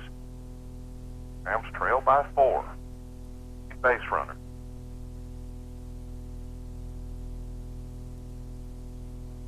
And Milligan will go out and talk to Collins for a moment. Perhaps on how to pitch yesterday after these 2 strikeouts, they may have an idea what to do with him here. Second base umpire comes in, does a little house cleaning on the rubber for Collins. You're right, Kevin. Matt Easterday is probably the hitter right now in the whole ball game for the Rams. 9 in the count, 0-1. Waits for the next offering from Collins. Here it comes. Swing it along with a deep left center field. That ball might go. Adios, Matt Easterday! And a 3-run job. And Easterday has put the Rams right back in the ball game. And when we talk about crucial hitters, you talk about Matt Easterday, one of the senior leaders for this Ram team, slapping the hand of Joe Brassfield. That hand will be red. Tomorrow morning, Easterday gave him a big slap across the right hand and a big drive off the bat of Easterday, talking about a right-handed batter with some power. He has delivered. You can say he's broken out. You can call this a 1-run ball game, and we have ourselves a new ball game, folks, and John Sawyer is out there to talk to his pitcher. Matt Easterday jumped all over that 0-1 offering and drilled it high into the net. And there was no doubt about it as he hit it. He got all of it. We're going to get a pitching change now from the South Gwinnett Comets, and we'll be back and tell you all about it right after we take this break and hear from our sponsors on your local leader for sports, WGFS, AM 1430. All this made possible by those fine folks at East Metro Communications. They're your local source for cellular paging and two-way radio equipment. Welcome back to South Gwinnett High School, where a new ball game essentially is underway. South Gwinnett does have the 1-run lead, 9-8. Matt Easterday clearing the bases with the 3-run blast to left center field and putting some life back into this Newton Ram team. Bill Dolan brings you play-by-play, a new pitcher, a new center fielder. Bill? Thank you very much. Kevin Holden, and it's going to be Larry Pitt who comes in from center field to take over the pitching duties, and Mike Mason will move up to center field. Heard that name earlier. He came in as a courtesy runner several times. He'll take over in center field. We have some from neighboring Morgan County, Kevin. Their baseball team took the Region 4 AA on Friday, April the 18th, against Greene County by a score of 6-1. Morgan County will now host the first round of the state playoffs beginning Wednesday, April the 30th, against Jackson and Blakely County. Loser will play Morgan County. Okay, they still have to play, and then the loser that will play Morgan County. And then Saturday it'll be Jackson versus Radio Ray can understand his writing. Kevin, see if you can interpret that. Yeah, Saturday Jackson and Blakely County will play in Jackson. The winner of that will to make that the loser of that will play Morgan County. That's to determine their region championship. That'll be their number 2 seed facing Morgan County. Okay. Morgan went undefeated this season. Nobody's done that in 10 years. Lane Floyd to the plate now as he hits against Pittman. Here's the first one. He'll take a pitch upstairs for a ball. Floyd, a couple of hits so far in the ball game. And he also reached on an error by shortstop, so he's been on base 3 times. Here's the 1-0 to Lane, and that's going to be a strike called as it catches the inside corner at the knees. Rams now with 10 hits as Easterday's home run clears the left center field wall by plenty. Cut the lead to 1 run. Here's the next one to Floyd, and that's a pitch a little bit low. That'll put the count at 2-1. A lot of noise now coming from the Newton Ram sideline as Matt Easterday's home run put life back into the crowd and the team. Here's the 2-1 offering to Lane. There it goes! Adios if it's fair, and it is! Fair home run! Lane Floyd hit one about 380 feet right inside the right field foul pole, and the score is suddenly tied, Kevin Holden. They came inside to Lane Floyd, and so far in this tournament, when you've come inside to Floyd, it's been the equivalent of baseball suicide. Floyd hit a home run yesterday, a 3-run shot on a very similar pitch on the inside part of the plate, driving the ball, drove that one to right center. This one just inside the foul pole, and honestly, Bill, in the last 2 or 3 years, I've not seen the Ram team as pumped as they were when that ball left the yard. They were around home plate and looked like the most excited bunch of boys I think we've seen them in a couple of years. Tie ball game. For a minute, that ball, as I was calling it gone, I had a bad feeling. It was so close to the foul line. The first base umpire went down the line and watched and signaled fair, and Floyd just put a charge into that one. That will bring Stephen Hires to the plate. Stephen, another hitter that can take it out. Back-to-back home runs. We haven't seen that in a long time, Kevin. Certainly not. In a place like Clark Central, about the only place you'll see that happen. Here's Pittman's first pitch to Stephen. That's going to be a strike called on the outside corner. Rams have come back with a 4 spot of their own in the top of the 6th inning. Barry Pittman brings the 0-1 to Stephen, way outside. 1-1 the count now. Tough to come in relief in the 6th inning of a game like this, where you got a region, perhaps even a region championship on the line. At least this title, it isn't on the line with this game, but the momentum certainly is. You come in and you face Lane Floyd as a first hitter. That's a tough job. And unfortunately for the Comets, fortunately for the Rams, Floyd was able to take advantage. Stephen Hires, remember, has his own set of power. He has got a couple of home runs to his credit, and he can certainly drive the ball out of the yard. The wind blowing a little harder out, and it's out towards center field now. Lane Floyd has really turned it up in this tournament so far. This game in particular, he's been on base 4 consecutive times, 3 hits and reached on an error, and that home run, Kevin, he crushed. Absolutely. 1-1 to Stephen. Here's the pitch. Swinging. There's a base hit into left field as the hit parade continues now for the Rams. And coming in quickly is Brian Batcher to get it back in. As Stephen, nothing fancy, just kind of looped it over the shortstop's head. And that'll bring Doyle Baker to the plate. Baseball smarts. Some of those cannot be taught. Some players, after the back-to-back home runs, would be thinking. The family. He certainly comes from a family of baseball sense and definitely skills. The Hires family, 11 years running at Newton High School. Won't seem the same next year without one, Kevin. No, certainly not. Doyle Baker waits. Takes the first one for a strike called right down central. Tim Hires, of course, in the Detroit organization, soon to be up with the big league club, I have a feeling. And Matt Hires in the Houston Astro organization. Will Baker off the hook now. Good to be the losing pitcher now. Off the hook. Pitcher of record now for the Rams is Jeremy Johnson. Came in relief of Moon, who had relieved Baker. Johnson will be the pitcher in the 6th. With a lead. Here's the pitch. Baker with a swing at a breaking ball and not even close. Tried to check his swing and still committed.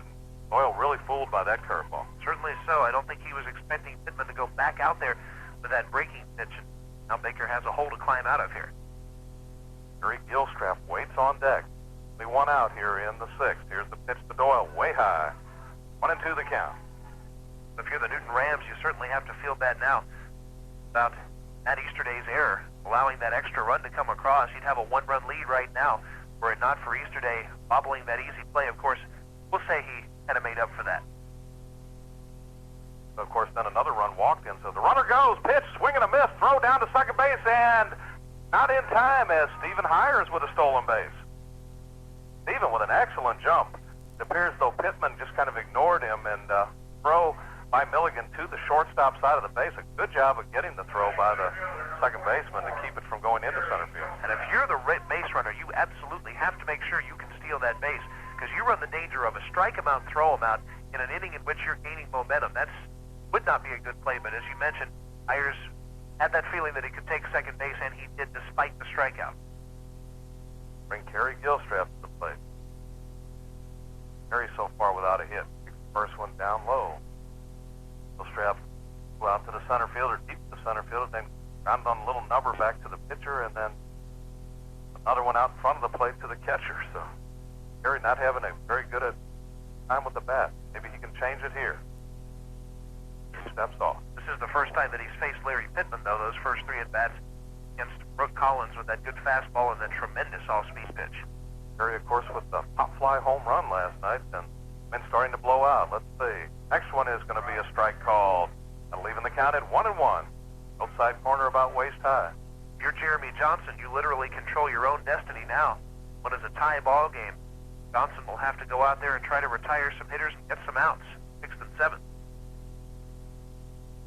Pittman has his sign. Next the runner at second. Here's the pitch, and it gets away, and Stephen will trot down to third easily on the wild pitch.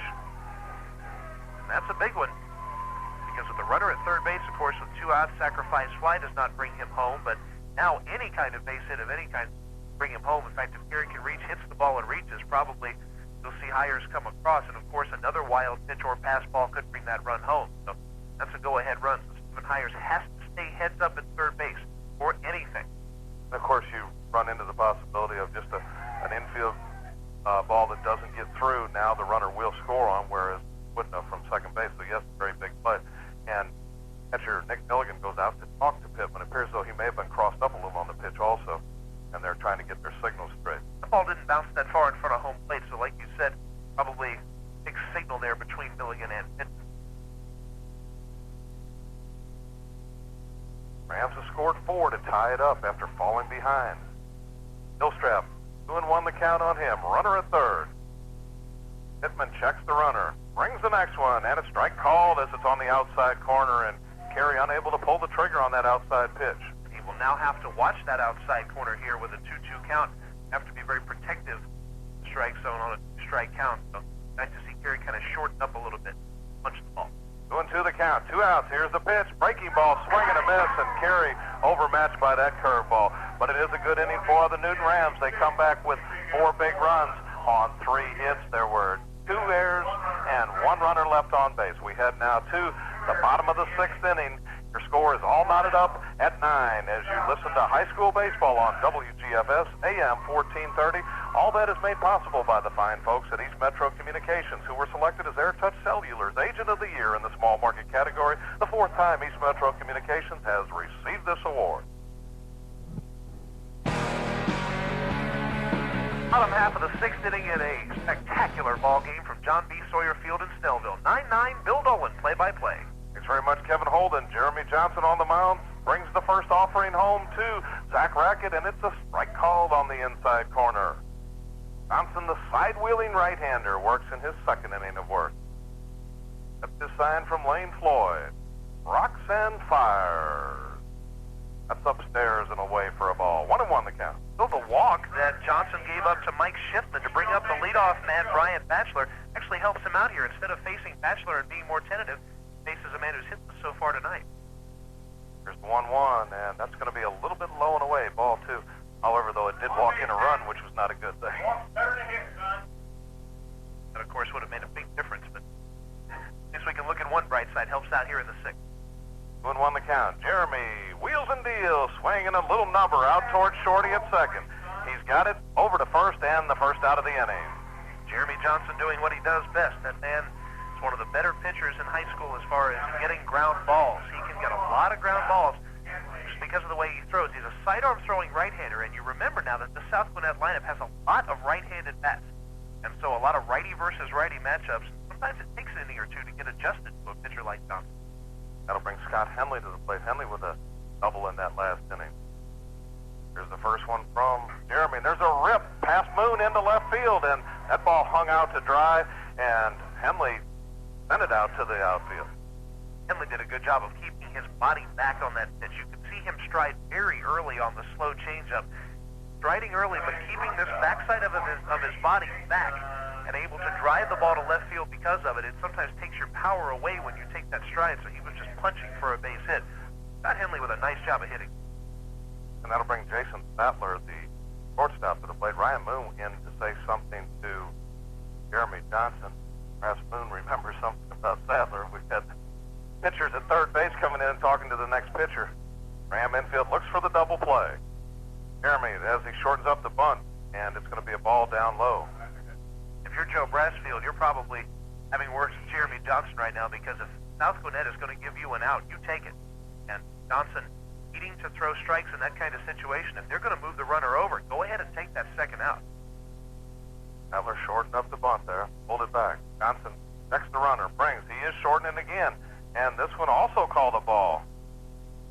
Now Moon going out once again talking to Jeremy. 2 words, no strikes. Not all you can say in this situation. Jeremy Johnson behind in the count now at 2-0, and we're getting a little bit of activity down in the Newton bullpen. It's going to be Joey Smith warming up down in the bullpen. Here's the 2-0, and it's inside 3-0. And suddenly, Jeremy having trouble throwing strikes. The other bad thing about throwing pitches out of the strike zone when they're shortening the bunt, you throw behind in the count, and now he's down 3-0. Either put Sadler on base or give him something big to hit. comes the 3-0, and it's going to be down low and ball 4, and on 4 straight pitches, Jeremy Johnson walks the shortstop for the Comets. That'll bring up Larry Pittman. The third time that Sadler has drawn a base on balls, it tells you two things. A good eye from the Comet shortstop. The other thing is the Rams have pitched around him. They haven't given him very much to hit. And in situations like this, in tie ball games, where a big base hit or a home run can hurt you, you can see why they would pitch around that man. Apparently, they're a little more comfortable pitching to Pittman than they are pitching to Sadler, because, as we mentioned, it's the third time that they have passed Sadler. And Larry Pittman, now the pitcher who started the game in center field, hits. He lined to Brandon Smith back in the first, grounded to third base back in the fourth, and then had a base hit in that fifth inning when everybody seemed to have a hit. Here's the first pitch to him, and that's going to be down low, and Jeremy's struggling with his control now. Throwing the ball pretty well, keeping it down, but it's just below the knees, and of course that's where Johnson makes his living, around the knees and below the knees, but got to bring it up a few inches. Rams looking for the ground ball. Here's the next one, and it's fouled back, and that'll go out of play. Pitch up in the strike zone, and Pittman went chasing after it and fouled it back. That'll leave in the count at 1 ball and 1 strike. 1 out. We're in the bottom of the 6th inning. Ball game all knotted at 9. A seesaw battle. The Rams led most of the way. South Gwinnett took the lead in the bottom of the 5th. The Rams came back to tie it in the 6th. Here's the next one. Swinging a pop-up, and Floyd should get this one. Throws the mask away, and he will catch it and out. And had the ball been fair, it would have been called the infield fly rule, but since it was a foul ball, it was not in effect, so Lane did have to catch the ball for out number 2. And a nice job by Floyd staying with that pop-up to make the catch. Is it unfortunate, Bill, that some team has to lose this game before it's over with? This has been a game that's been a seesaw battle, so exciting. You can see the players now on the South Gwinnett side, not a single one of them sitting down. They're all very excited, and the fans certainly getting into this one. A great affair. Mike Mason bats for the first time, and drill it, and Stephen Hires with a great play. He'll race to the bag, and that'll do it for the South Gwinnett Comets in their half of the 6th inning. They do not score. They had no hits, 1 walk, and 1 runner left. We had now 2. The top of the 7th inning. Your score, it's all knotted up at 9. It's Newton Ram baseball coming your way on your local leader for sports, WGFS AM 1430. And who's helping make this possible? Why, it's the fine folks at East Metro Communication. They're your local source for cellular, paging, and 2-way radio equipment. Next time you take a We are back from Don Sawyer Field on the South Gwinnett High School on Highway 78 in Melville. Now that we've told you precisely where we are, we'll tell you the game situation. 7th inning, 9-9 region tournament, and a great 8-quad A affair. Here's Bill Dolan with your play-by-play. Okay, thank you very much, Kevin Holden. And we head now to the top of the 7th inning. Ball game all knotted up at 9. What an exciting game. We've seen the long ball. We've seen some good defensive plays. We've seen some defensive lapses. We've seen some good pitching. We've seen some not so good pitching. But now it comes down to the 7th inning. Who can score? Who can hold? It'll be Bradley Dobbs, the designated hitter, and then hitting in the 8 hole, leading off. He'll be followed by Brandon Smith, and then the top of the order and Jarvis Johnson. Bradley Dobbs, needs to get something started here for the Rams. Bradley is tough night so far, flew out weakly to the right fielder and then called out on strikes back in the 5th inning. Makes the first pitch for a ball in the 7th inning. Coming down to the wire. It doesn't get too much closer, Kevin. No, certainly not, and you love to see this in a region tournament kind of game. Bradley right back at us, and Kevin, we would have had one there if the screen wouldn't have been. Let's put it this way. I'm glad the screen was there. It was a lot easier to reach up and act like you were going to catch it with sure there was. Be confident when you've got plexiglass and a chain link fence in front of you. And evens the count at 1-1 on Bradley Dobbs, the designated hitter tonight for the Rams. Larry Pittman works and brings the next one home, and Dobbs with a chopper to the right side, third baseman over, and the shortstop comes up, and Dobbs will be safe, so credit Bradley with an infield hit. The third baseman got over Kyle Williams, got a glove on it, deflected it a little bit. Jason Sadler came up with it and had to make a tremendously long throw and didn't really have a chance to throw out Dobbs at first. Henley did a good job coming off the base to keep the throw from getting away. Roderick Henderson may come in here. Joe Brasfield was talking to Henderson for just a moment. He is going to go in probably to run here for Dobbs. Still, I think the reason for this is just having the experience of a senior out there running at first base. Bradley Dawson, as we mentioned, is in his third varsity game only, and got to be exciting for that young man to pick up a base hit in a tie game in the 7th inning of a region tournament game. He's got something to tell his kids and grandkids about with that base hit, but he'll be lifted here for the senior experience of Rod Henderson, who has done his share of running tonight. Now, Kevin, here's the question. Bunt with Shorty. I think, too. Good contact hitter. Pitcher has been throwing strikes for the most part. Good speed at first base, so the factors would be in your favor. Of course, South Gwinnett realizing the same stuff that we are, so much for them to look for that. Just short stuff. And he is going to be picked off, but instead he's going to get in and be out on a stolen base attempt. Don't know what Roderick Henderson was thinking there at first base. The throw from the catcher to the first baseman after the failed bunt attempt, the first baseman went back to tag the bag. He thought Henderson had gone back into first base, and he had enough time to fake tag the first base bag and then go out and throw the ball to second to get Henderson out. And Roderick Henderson in some pain at second base. Of course, he's out and he can get back to the dugout now. Joe Brassfield will lead him back there. He did many times during the football season. Henderson hurting right now. Holding his hand. It appears as though he hurt his hand or wrist or something.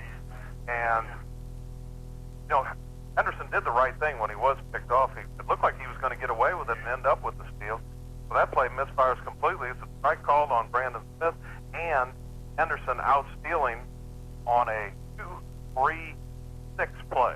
And we talked about senior leadership and experience base running at first base, and just as soon as we do it, Henderson gets caught in the most crucial of situations. Really wandered off too quickly when the ball wasn't bunted. Unfortunately, Smitty missed it, and then Henderson whirled and went. It looked like he was going to beat it for a minute, and an excellent throw by Henley nailed him at second base. Smith fouls one off, and he's now in the hole, no balls and 2 strikes. That really changes the complexion of this inning here. You have a runner, would have had a runner at first with no one out, and batter still could have bunted this ball if Henderson had gotten back to first base. It looked like a sacrifice or maybe something that Smith could do. Then you have the top of the order, and Johnson and Boone, between them, have 4 base hits and 6 at-bats tonight. So, if anything, Brandon Smith does get on base. You want to make sure he stays put. Well, maybe Shorty can come up with another one of his doubles into the left center field gap. His share of those in the last 2 days. Behind in the count now, 0-2, has to protect the plate. Here's the pitch, way high. That'll be ball 1. 1 ball, 2 strikes. 1 out now, though, on the, have to call it a base running blunder by Rod Henderson. Shorty tries to protect the plate, and now Pittman will step off. After this half inning, if the Rams don't come up with a run, the advantage obviously going towards South Gwinnett, because when you go to the sudden death portion of the game from the 7th inning on, of course, is in the home team's favor. Here's the next one. City is gone as he's pulled badly on the breaking ball, and he's punched out on strikes, and that'll be the 2nd out of the inning. Just taking a look at that one, and again, you have to be protective around the outside part of the plate with 2 strikes. We'll bring Jarvis Johnson to the plate. Jarvis so far in the ball game, a walk, a double, and a single, and also grounded out to the second baseman. 2 outs, though. The Rams need to get a 2-out rally. Jarvis takes a strike on the outside part of the plate. No balls and 1 strike. 9-9 is your score. We're in the 7th inning. The Rams fail to score here. Sudden death. Here's the next one, and Jarvis takes ball 1 upstairs. Even with 2 outs, if you can get Jarvis on, you like the chances with Plug and Easter Day and Floyd coming up, Jeff. Then you have to kind of wonder about what you do with Johnson at first if he does get on. And Jarvis fouls that one back, and that got a chunk out of the catcher. Nick Milligan grabbing his arm. That ball hit him right above the elbow, right in the meat where there's no protection. That's the arm of his glove hand, and that one will sting, I'm sure, in the morning, but Milligan will take it if he can trade it for perhaps a strikeout here. Jarvis Johnson just looking for something to put the bat on. It's his speed. Jarvis had a good cut on that pitch, fouling it back. 9 now. 1 ball, 2 strikes. Here's the next one. Swing and a miss, and that's going to do it for the Rams and their half of the inning. No runs. They did get 1 base hit. He was erased on a steal. No errors, and nobody left. We head to the bottom of the 7th inning. It's all tied up at 9-9 on WGFS AM 1430. Made possible by East Metro Communications, your local source for cellular paging and 2-way radio equipment. Can't get any more crucial than this. Bottom half of the 7th inning, a tie game, 9 apiece. Newton Ram baseball in the 8 Quad A tournament. Bill Dolan, an exciting 7th inning to us. Thank you very much, Kevin Holden. Will be Nick Milligan leading off for the Comets. Jeremy Johnson in his 3rd inning of work brings the first one home, and that's going to be a strike called as he gets ahead in the count. That's the first time Jeremy's done that. He's been pitching behind. Much more effective, just like Doyle Baker when he works ahead in the count. Johnson with that glove that's about as big as him, looking over the top of it. Here comes the 0-1. Just a little bit outside, and that was a pretty pitch. Like the location of that, if you're going to go a few inches off the plate on that outside part, may have been a little bit low. That evens the count at 1-1. Jeremy working quickly, brings the next one to Milligan, swinging a chopper out towards Easterday. Gloves, throws, got him. Junior, little fancy footwork there as his feet weren't on the bag, had to go back and finally did touch the base, and one out quickly in the 7th. Not sure what was happening with Hires there, because he was literally not on the bag. He didn't have to come off to take a throw, just didn't have that foot on the bag. That could have been a very close play at first base. Going to bring David Casey to the plate. Casey with a home run, a single, and reached on the error by Easterday. And Jeremy's got to be careful here, Kevin Holden. Skilled in 7th inning heroics. He beat Shiloh with one swing of the bat in this same situation last night. Johnson brings the first one home, swing and a miss, and the fastball gets it by Casey. Evidently Casey looking for something a little slower, and Jeremy sneaky fast with that one. He's ahead in the count to Casey, 0-1. Here's the next one from Jeremy. Swinging a number down the 3rd baseline, foul, and that'll run the count to 0-2. And what a pitch by Jeremy Johnson as he just jammed it in on the hands of David Casey. Using that movement to his advantage. Now, if the Rams can make it through the 7th inning, remember that they will have the 2, 3, and 4 spots in their order due up. Moon, Easterday, and Floyd, you know what both Matt and Lane did their last times up, of course. Then South Gwinnett at the bottom of the 8th goes back to the top of their order. So you're going to need a new score sheet if we do. Absolutely. I ran out in the 7th. Here's the 0-2 from Jeremy. Swinging a number and barely getting a piece of it with Casey as Jeremy fooled him with that pitch. Johnson very well to Casey. Looking more like the Jeremy Johnson we're used to seeing. Appears to have settled down. Looks like Jeremy Johnson, the closer, the person who comes in the 6th and 7th innings, pitches a little bit differently than Jeremy Johnson, the starter. To be honest, I like the starter. I really like the closer. And he finished it off. 0-2 the count. Here's in for the sign. Rocks and fires. Bang! And a miss. He struck him out. And what a big strikeout for Jeremy Johnson as he blew it by David Casey for the 2nd out of the inning. Bill, baseball is a game of inches. You work on that inside half of the plate, a dangerous half of the plate, to a man who has hit 2 home runs in the last 2 games. 6 inches difference between a home run and that pitch just off the inside corner for a strikeout. That'll bring Mike Schiffman to the plate with 2 outs now, and Jeremy swinging a miss with the heater on the outside part. And once again, vintage Jeremy Johnson, low outside fastball. Has the movement to move the balls out to the outer third and inner third of the plate. 0-1 the count. Jeremy wheels and deals, swing and a miss, strike 2. And Johnson gets stronger with every pitch. He's ahead now in the count, 0-2. Like the way he's coming after these hitters. He is aggressive. Takes off a sign from Floyd. He's ready now. Here's the 0-2. Swinging a shot. There's a base hit into right field. Nice Doyle job Baker there. up with it and brings it in. Nice job there by Schiffman on an off-speed pitch and not trying to do much with it. This is what you do against Johnson. Just kind of slap at the ball. And Schiffman on the inside pitch, it was tailing in, just looking to slap and meet the ball with the bat. And that's what he did, hitting that ball to right field, just in between 1st and 2nd. And I think the Comets, if they go with that approach, will have a little more success.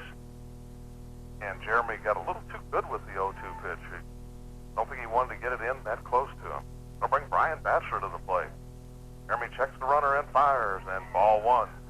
Batchelor, of course, hit that humongous home run back in. The true nail biter here. Runner leads away from first base. That is Schiff. Johnson checks him. Here's the pitch. Inside 3-0, and certainly don't want to put the winning run down to second base with a base on ball. But by the same token, with a 3-0 pitch, you don't want to lay one in fat that Batchelor can drive. He has already proven that he can drive it. have had success against Zach Brackett, the next hitter. Here's the 3-0. Right down central, and kind of surprised they did not give Batchelor the hit sign on 3-0. That runs the count to 3-1. Jeremy still needs to be careful here. He'll check the runner.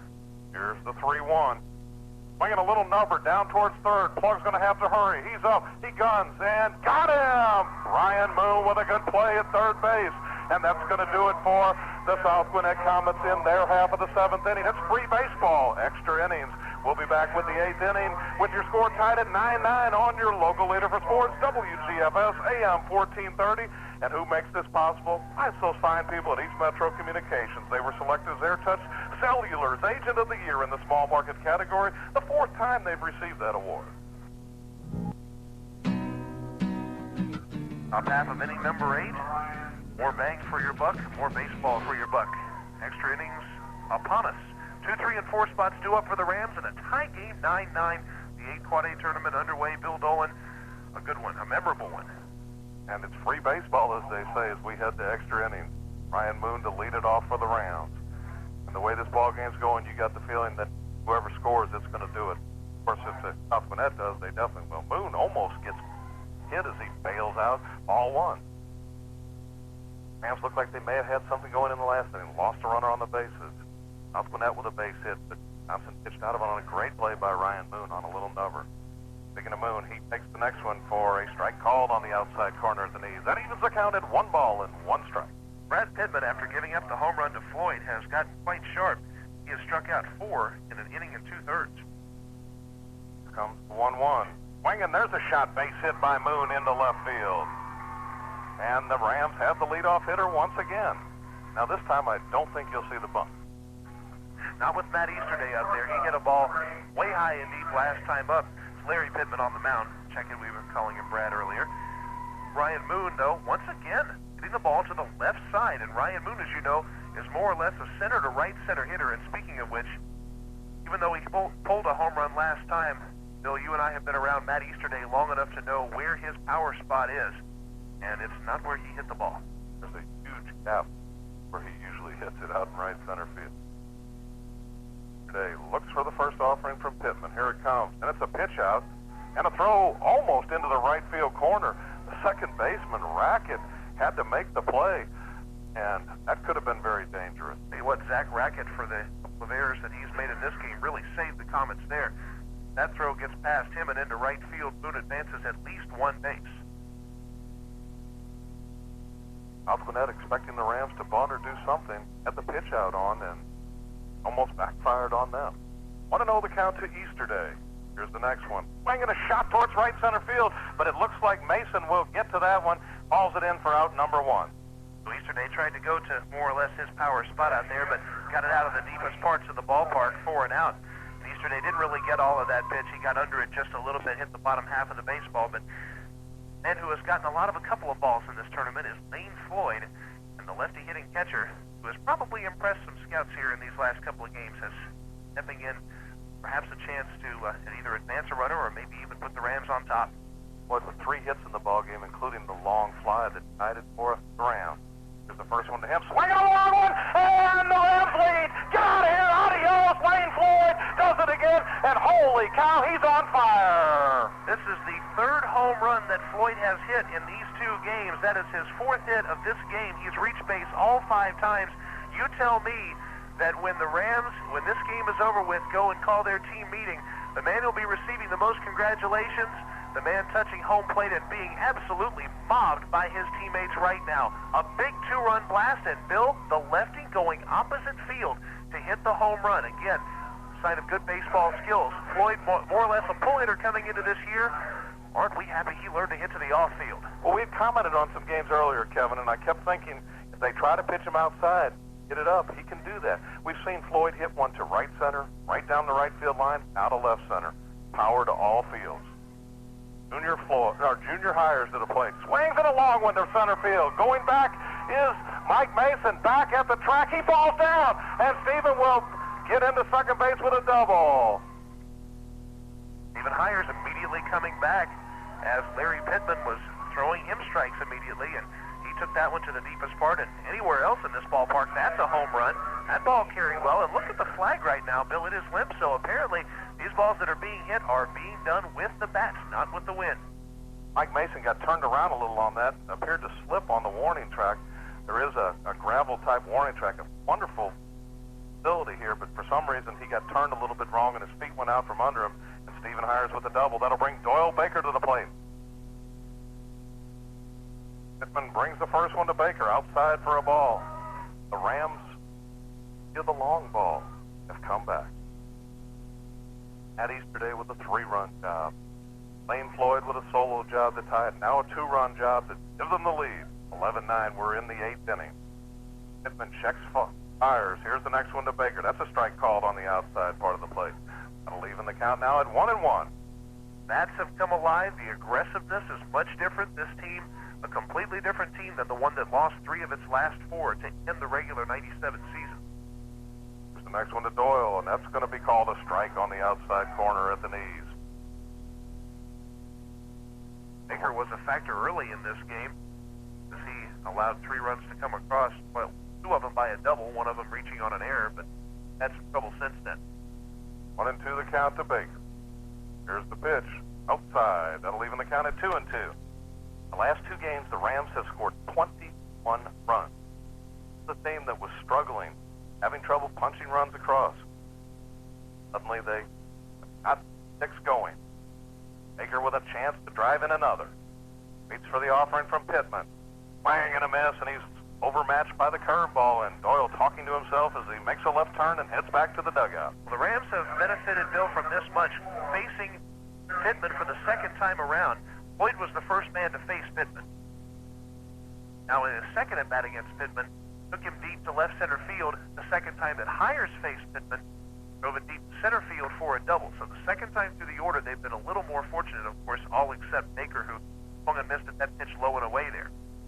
And Coach Brassfield goes out and does something to Stephen Hires. I guess he wants to make sure we don't have any base running fun here. We'll bring Gary Gilstrap to play. Gary having kind of a rough time of it. So certainly has. He is 0 for 4. What this game has teached a lot of fans and folks watching this about 5 years apiece. And to be honest, I don't need the 5 years. And a lot more than I can. 2 outs now, though, in the top of the 8th inning. Gilstrap, important runner down at second base, and that is Stephen Hires. Gary, bring him around. Pittman brings the first one home, and Gilstrap with a little number towards the right side and dropped by the first baseman. Scott Henley in foul territory. It looked like a receiver running a sideline pattern. Kind of had it cradled and it hit and fell to the ground. Speaking of football, Gilstrap, the Ram quarterback, of course, Gilstrap kind of underthrew Henley there. Henley had to come back in to take the basket catch and couldn't do it. So Gilstrap will save the complete passes for this fall. We'll look for a base hit here. Nothing but a strike now against Ram center fielder. There's the 0-1 to Gary, and that's going to be a strike called. Is that right on about the vicinity of the outside corner and close to the knees? Again, a call that's been given throughout the ninth, so the hitters have to adjust to that. Have to feel sorry for Kerry now. He's in a bit of trouble at 0-2. Pittman steps off as he checks Hires.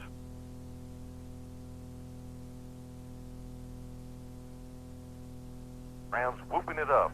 Quiet South Gwinnett dugout. Here's the 0-2. Runner goes, swinging a shot towards the right side, and Zach Rackett will boot it. Will Hires come around? No, yes he will, and he will score all the way from second base.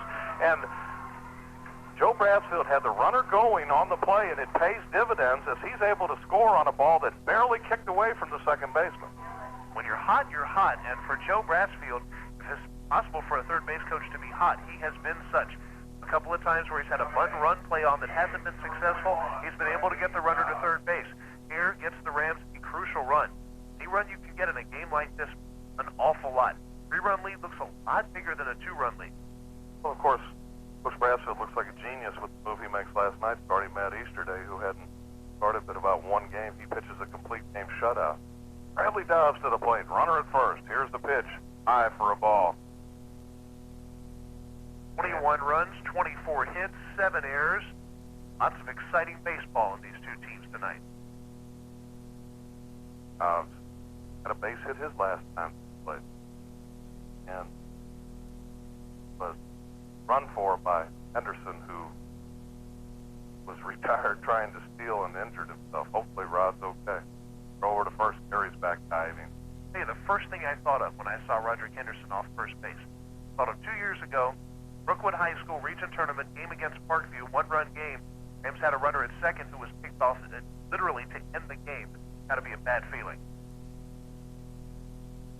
Here's the pitch curveball, and it doesn't quite come across, and Bradley ahead in the count 2-0. We hope that Henderson takes it as well as Britt Mask was able to take it. Of course, it was a little more painful than Britt Mask. Mask did not have an injury after the play. No, the count to Dobbs. Swinging a long one. That ball might get out of here. Back in. See you later. Adios. Bradley Dobbs steps into one and drives it deep to left center field. And the Ram bats have exploded, Kevin Holden. They most certainly have. And here is Bradley Dobbs, who 3 games ago was wearing a Newton JV uniform. 3 games later, the man hits a 2-run homer to give the Rams a 5-run lead now, and he got all of that one and drove it deep to center field. The folks had compared his hitting ability to that of Kerry Gilstrap last year on the JV team, and we can see why Bradley Dobbs will be a force to be reckoned with this Ram team for years to come. Kevin, once again, the flag hangs limp. No help there. Ball hit the left center field and well gone. Bradley got every bit of it. He'll bring Shorty to the plate. And Brandon Smith, having 1 hit on the night, he doubled back in the 4th inning. 3 strikeouts in his other at-bats. Wearing the sombrero, doesn't want to get the golden sombrero here, so We've had some sombreros tonight. Baker, Brandon Smith for the Rams, Brooke Collins, who is now out of the for the Comets. Brandon looks for something to hit from Pittman. 2-out homer. 3 runs have now scored with 2 outs, and of course all 3 of those will be unearned because of the error by Zach Rackett. Rams now with 17 base hits. And Pittman will step off. He's working out of the stretch. I guess he's gotten so used to it, he started to work out of the stretch and will now go to the full windup. Here's the first pitch to Smith. Swinging a number towards the hole, and it'll be a base hit for Brandon Smith, as the shortstop will pick it up and not be able to throw him out. So give Brandon Smith his 2nd hit of the ball game. The Rams having their own big inning here. And if I'm Jeremy Johnson, I might go down and throw a couple of warm-up tosses. It's been a while in this inning now since he's pitched last. And, of course, the last thing you want to have happen to young Johnson is to have him cold coming out here for the next half inning. And this half inning will stretch out a little bit longer as Don Sawyer is headed out to the mound. And I think change here for the Comets. And as we do, we're going to take this break. You are listening to exciting Newton Ram baseball. They're on top 14-9 in extra innings here in the Region 8 Quad A tournament from South Gwinnett High School in Snellville. And Ram baseball is brought to you in part by East Metro Communications, your local source for cellular paging and two-way radio equipment. Welcome back to John Sawyer Field, Snellville, Georgia, South Gwinnett High School. Rams have a 5-run lead, and the Comets have changed pitchers, and before Bill Dolan continues play-by-play, I take this time out to let you know that Atlanta Hawks had a pretty productive night from the Omni. First round of playoffs against the Detroit Pistons. The Hawks win 9-75, so they're up 1-0 in their playoff series. Now, Bill, play-by-play time. Thank you very much, Kevin Holden. Congratulations to Lenny Wilkins and the Atlanta Hawks. Jarvis Johnson to the plate, swinging a shot out to the second baseman. Zach Rackett up over to first, and that'll do it for the Newton Rams in their half of the 8th inning, but they get 5 huge runs. They had 5 base hits. There was 1 error and 1 runner left on base. We head now to bottom of the 8th inning. Jeremy Johnson needs to hold them. The Rams lead by 5, 14-9 on WGFS, AM 1430. Made possible by those fine folks at East Metro Communications. They're your local source for cellular paging and two-way radio equipment. At Coast to You're back from John B. Sawyer Field, Snellville High School, South Gwinnett High School, Snellville, Georgia. 14-9, 3 outs away the Rams are from putting themselves in position to perhaps win this tournament. It is up to Jeremy Johnson to get the 3 outs. It is up to Bill Dolan to the play-by-play.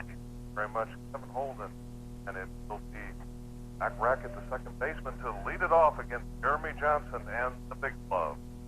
Jeremy wheels and deals with the first one and just about hits him.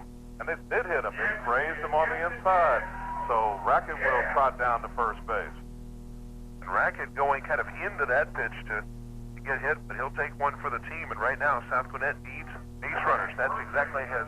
They're going to try to get base runners any way they can. If you get hit by a pitch, I have a feeling your common teammates will probably congratulate you very much on that account. So Racket, who had been held hitless, gets hit himself this time around. So bringing up the meat of the order. We'll bring up Scott Henley to the plate. Henley with 2 hits and 4 tries, 2 ground outs to the shortstop, and then a double and a single in his last 2 at-bats. Jeremy checks the runners, brings the next one home, and that ball skied down the right field line, and a long run for Doyle Baker. He won't get it. It'll fall harmlessly into foul territory. Baker did have a long way to go. Of course, right-handed batter who likes to pull the ball, you want to kind of play him a few steps to pull. I think Baker against a lefty might have been over there to make that catch, but certainly a long run for the Ram right fielder. Must be interesting seeing an outfielder playing left or right here in this ballpark. But Doyle, as you see, is playing shading more towards right center, which you normally want to do. Fortunately, that ball didn't drop inside the foul line, because that could have been a lot of trouble for the Rams. We'll see how important those last 3 runs the Rams scored after the error were. Henley, the hitter. Back Racket had a little equipment problem down there at first base. He's ready to go now, and Jeremy Johnson prepares to bring the 0-1 pitch home. Here it comes. And that's a strike called on the outside corner at the knees, and Jeremy quickly ahead in the count. 2 balls and 2 strikes. Johnson again continuing to keep the ball down and throw strikes. And just like Brooke Collins earlier, interesting to see how Johnson will react to the layoff. Here's the 0-2, and there's a ground ball hit out towards Smitty. He'll go to second for 1, over to first, and Matt Easterday will wisely keep it in his pocket. Brandon Smith did a good job, though, getting to the ball, went ahead and got the leading lady at second base, and Matt Easterday, as I said, wisely held the ball, Kevin Holden. And no reason to make any kind of stupid error right here. The Rams needing 3 outs only and up by 5 runs. No need to give South Gwinnett anything more than they earned. And so Easterday will go ahead and put it in his back pocket, and the Rams will have the first out of this inning. That's a big out to get. Runner still at first base. Mason Sadler pitching now. He's shortstop originally. Hits with 1 out, and his team trailing by 5. Jeremy brings the first one home, and that's going to be a little bit low and away for a ball. They work Sadler anywhere. Once again, it will be away and probably low. They've walked him 3 times tonight. Jeremy checks the runner at first. Here's the 1-0, and that's going to be inside. 2-0. The Ram pitchers cannot throw strikes to this hitter, Kevin, for some reason. Not about it. I think they probably were pitching around him in some circumstances. A bit of a hex going. 2-0, ball 3. All right, Jason, we on And just what don't want to have happen is to put runners on base. Not up by 5, even up by 5. Want to try to throw strikes. Remember, the worst thing that could happen right here would be a long 2-run home run that would make this a 3-run ball game. A reason for Jeremy not to put the ball over the plate. Not defend base on balls. And as the ball's been jumping out of this park, be careful. Here's the 3-0, right down central. There's strike 1. 3-1 the count now. 1 out in the bottom of the 8th inning for an extra inning. Rams up by 5. Jeremy brings the next one, swinging a pop-up, and that should be easy. Matt Easterday says, Jarvis, you take it, and Jarvis squeezes it for out number 2. Rams now 1 out away and facing Larry Pittman, man who pitched in the middle innings of this game for the Comets and figured significantly, giving up 2 home runs to Lane Floyd. And they end up being the last out of this one. Remember, if the Rams can hold on and pick up the win, they will play tomorrow at 7 o'clock. If they win that game, they have won this bracket of the tournament and will play for the region championship early next week. Tuesday afternoon, or 7 o'clock. Tuesday at 7 o'clock, it'll be a toss of the coin to determine which location it will be held at. And hopefully Coach Brassfield won't call it. The man with the worst record in coin tosses in the history of baseball. Johnson brings the first one home, and it's going to be a ball to Larry Pittman. Since Joe Brassfield, you can count on us being on the road. It won't be a home game if Joe has to call it, that's for sure. Johnson's 1-0 pitch to Pittman. Swinging a pop-up right back here and out of play.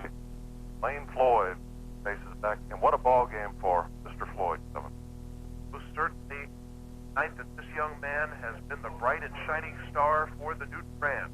2 home runs, 2 other base hits, and he has driven balls to all parts of this ballpark and really been the leader behind the plate for this team.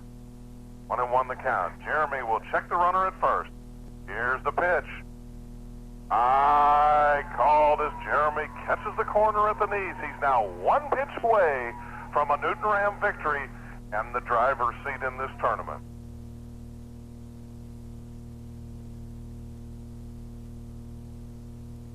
Pittman waits. Here's the 1-2 from Johnson, way outside. Lane Floyd diving out to make the stop. I don't think there's anything he hasn't done well today except sell popcorn. I think they're out of popcorn, so it doesn't matter. 2-2 the count now. 2 outs. Johnson ready. Here's the pitch. Swinging a shot down the right field line, curving, foul.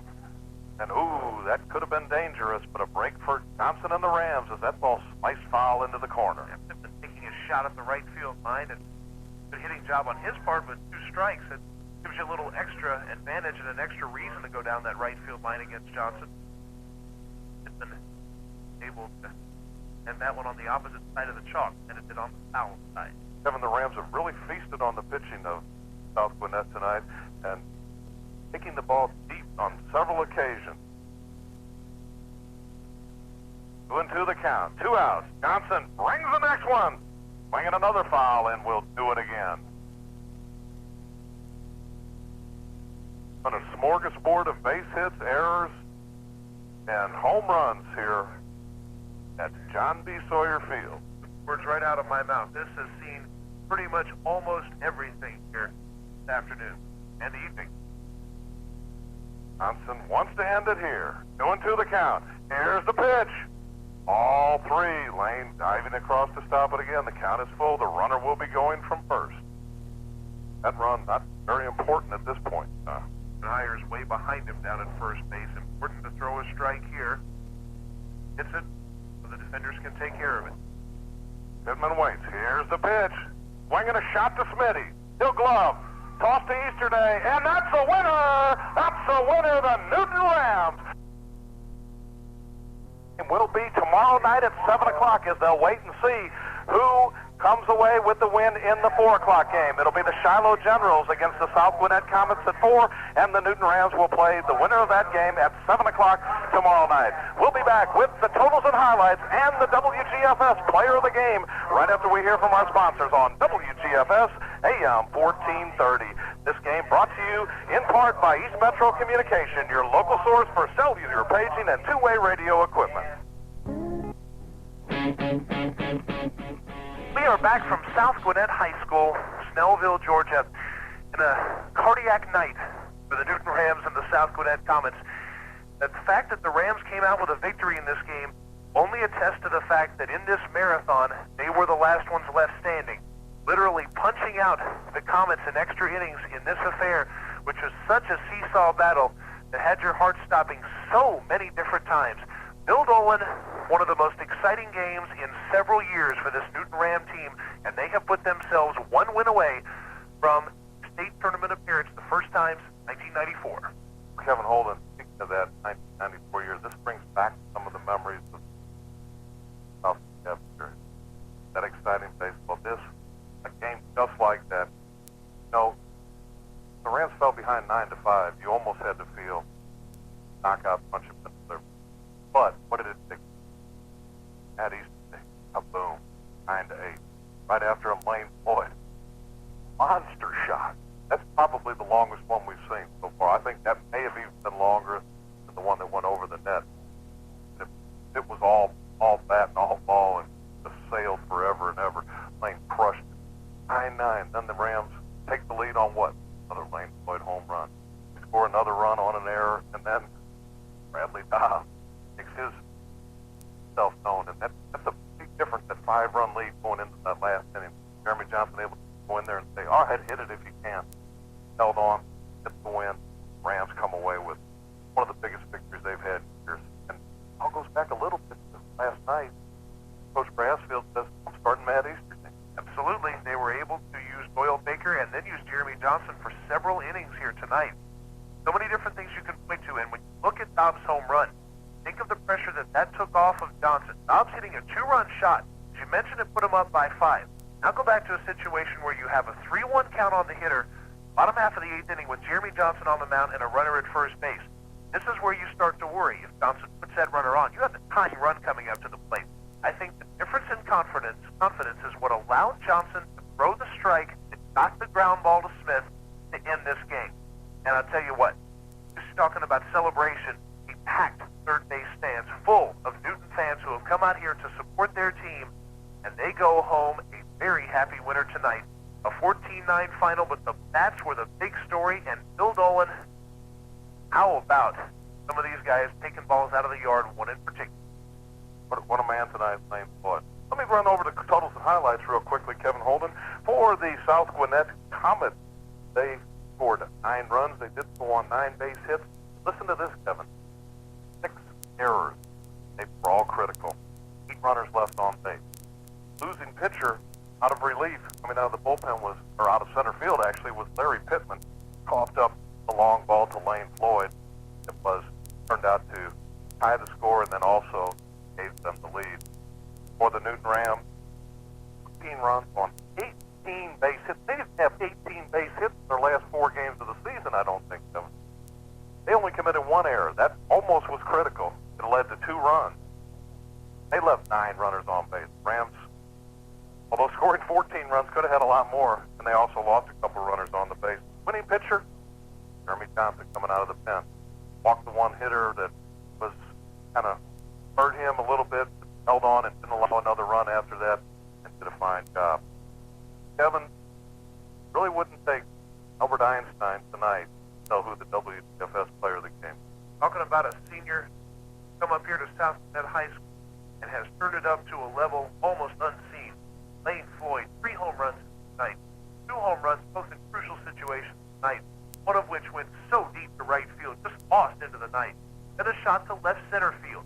Lane Floyd putting the Rams on top with that blast. And I'll tell you what, as soon as that thing went off the bat to left center field, the hearts of so many Newton Ram fans jumping, literally jumping for joy, as they were able to kind of put in the face of the Comets there with run blast that eventually scored the other runs. But this is one of those how about games.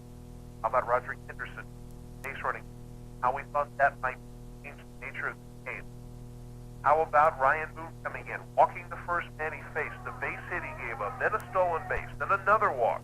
How about Jeremy Johnson and the error by Easterday and the run that came across there and how we thought that might be the demolisher for the Newton Rams. Then, how about Easterday turning right back around and hitting 3-run blast. So many things that have changed the tide of this game. This was literally a tug of war between the Rams and the Comets of the most epic proportions. And Rams, just one man stronger. That man, Lane Floyd, FS player of the game.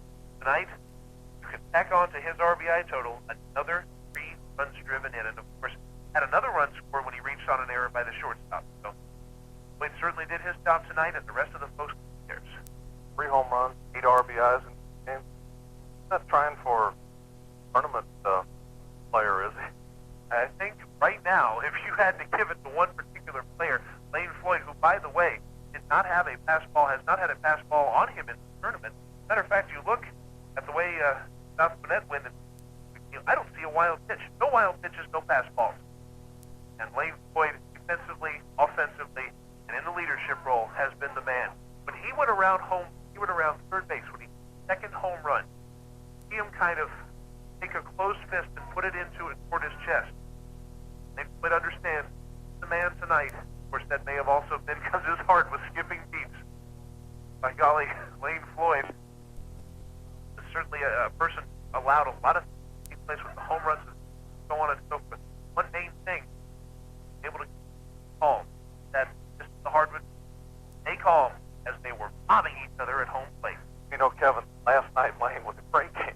Home run, 5 RBIs, but his battery mate, Matt Easterday, throws a shutout, so he doesn't get another game. He hits the game-winning home run in the 6th inning, but another pitching performance overshadows the home run, so poor Lane doesn't get it. That finally justice is served. Lane Floyd gets the player of the game. All he did was hit 2 home runs, including the game winner, not have a pass ball, allow a wild pitch, and I mean, I guess we can give it to him this time. Lane Floyd has singing the Stepping Westward song, What Do I Have to Do? Finally, he's figured out what he had to do. Pair of home runs. WGFS here. Bill, this is a game that we can take with us years to come, and when Newton Ram fans call other Newton Ram fans 4, 5, 6, 7 years, they can talk about this particular ball game as a big turning. Tomorrow night, we'll play at 7 o'clock. Rams win that game. They have won this bracket of the tournament. They will play in the region championship and on to the state playoffs. You have to think, right now, momentum is in the Rams' corner, no matter who they play. Absolutely, Kevin Holden. What a ball game. Dynamic Duo was fortunate enough to be here, bring it to all the folks. The South Gwinnett versus Shiloh at 4, the winner of that game, take on the Rams. If the Rams lose tomorrow night, they're still not out of this. Play again on Monday. So the Rams really don't want to give one away, but the Rams do really have one to give. So they are in a tremendous position, undefeated in a double elimination tournament. This was their 19th win of the season. One victory away from that magic 20 wins. It looked for a while like they might not get it, right? But the seniors seen it. Never seen a season of Ram baseball which was not 20 wins. You'd like to have a 4th one to go out. Kevin, that's going to do it. What a ball game, and like I said, really does the heart good to be on this side, see it go, and that's going to wrap it up for the night. I'd like to say thanks to everyone who helped make this possible. Fine folks at East Metro Communications helped us bring these broadcasts during round playoffs. And of course, what can you say about Brian Chris, executive producer extraordinaire, and for Kevin Holden, the other half of the dynamic duo. This is Bill Dolan saying until tomorrow night at 7 o'clock. See ya.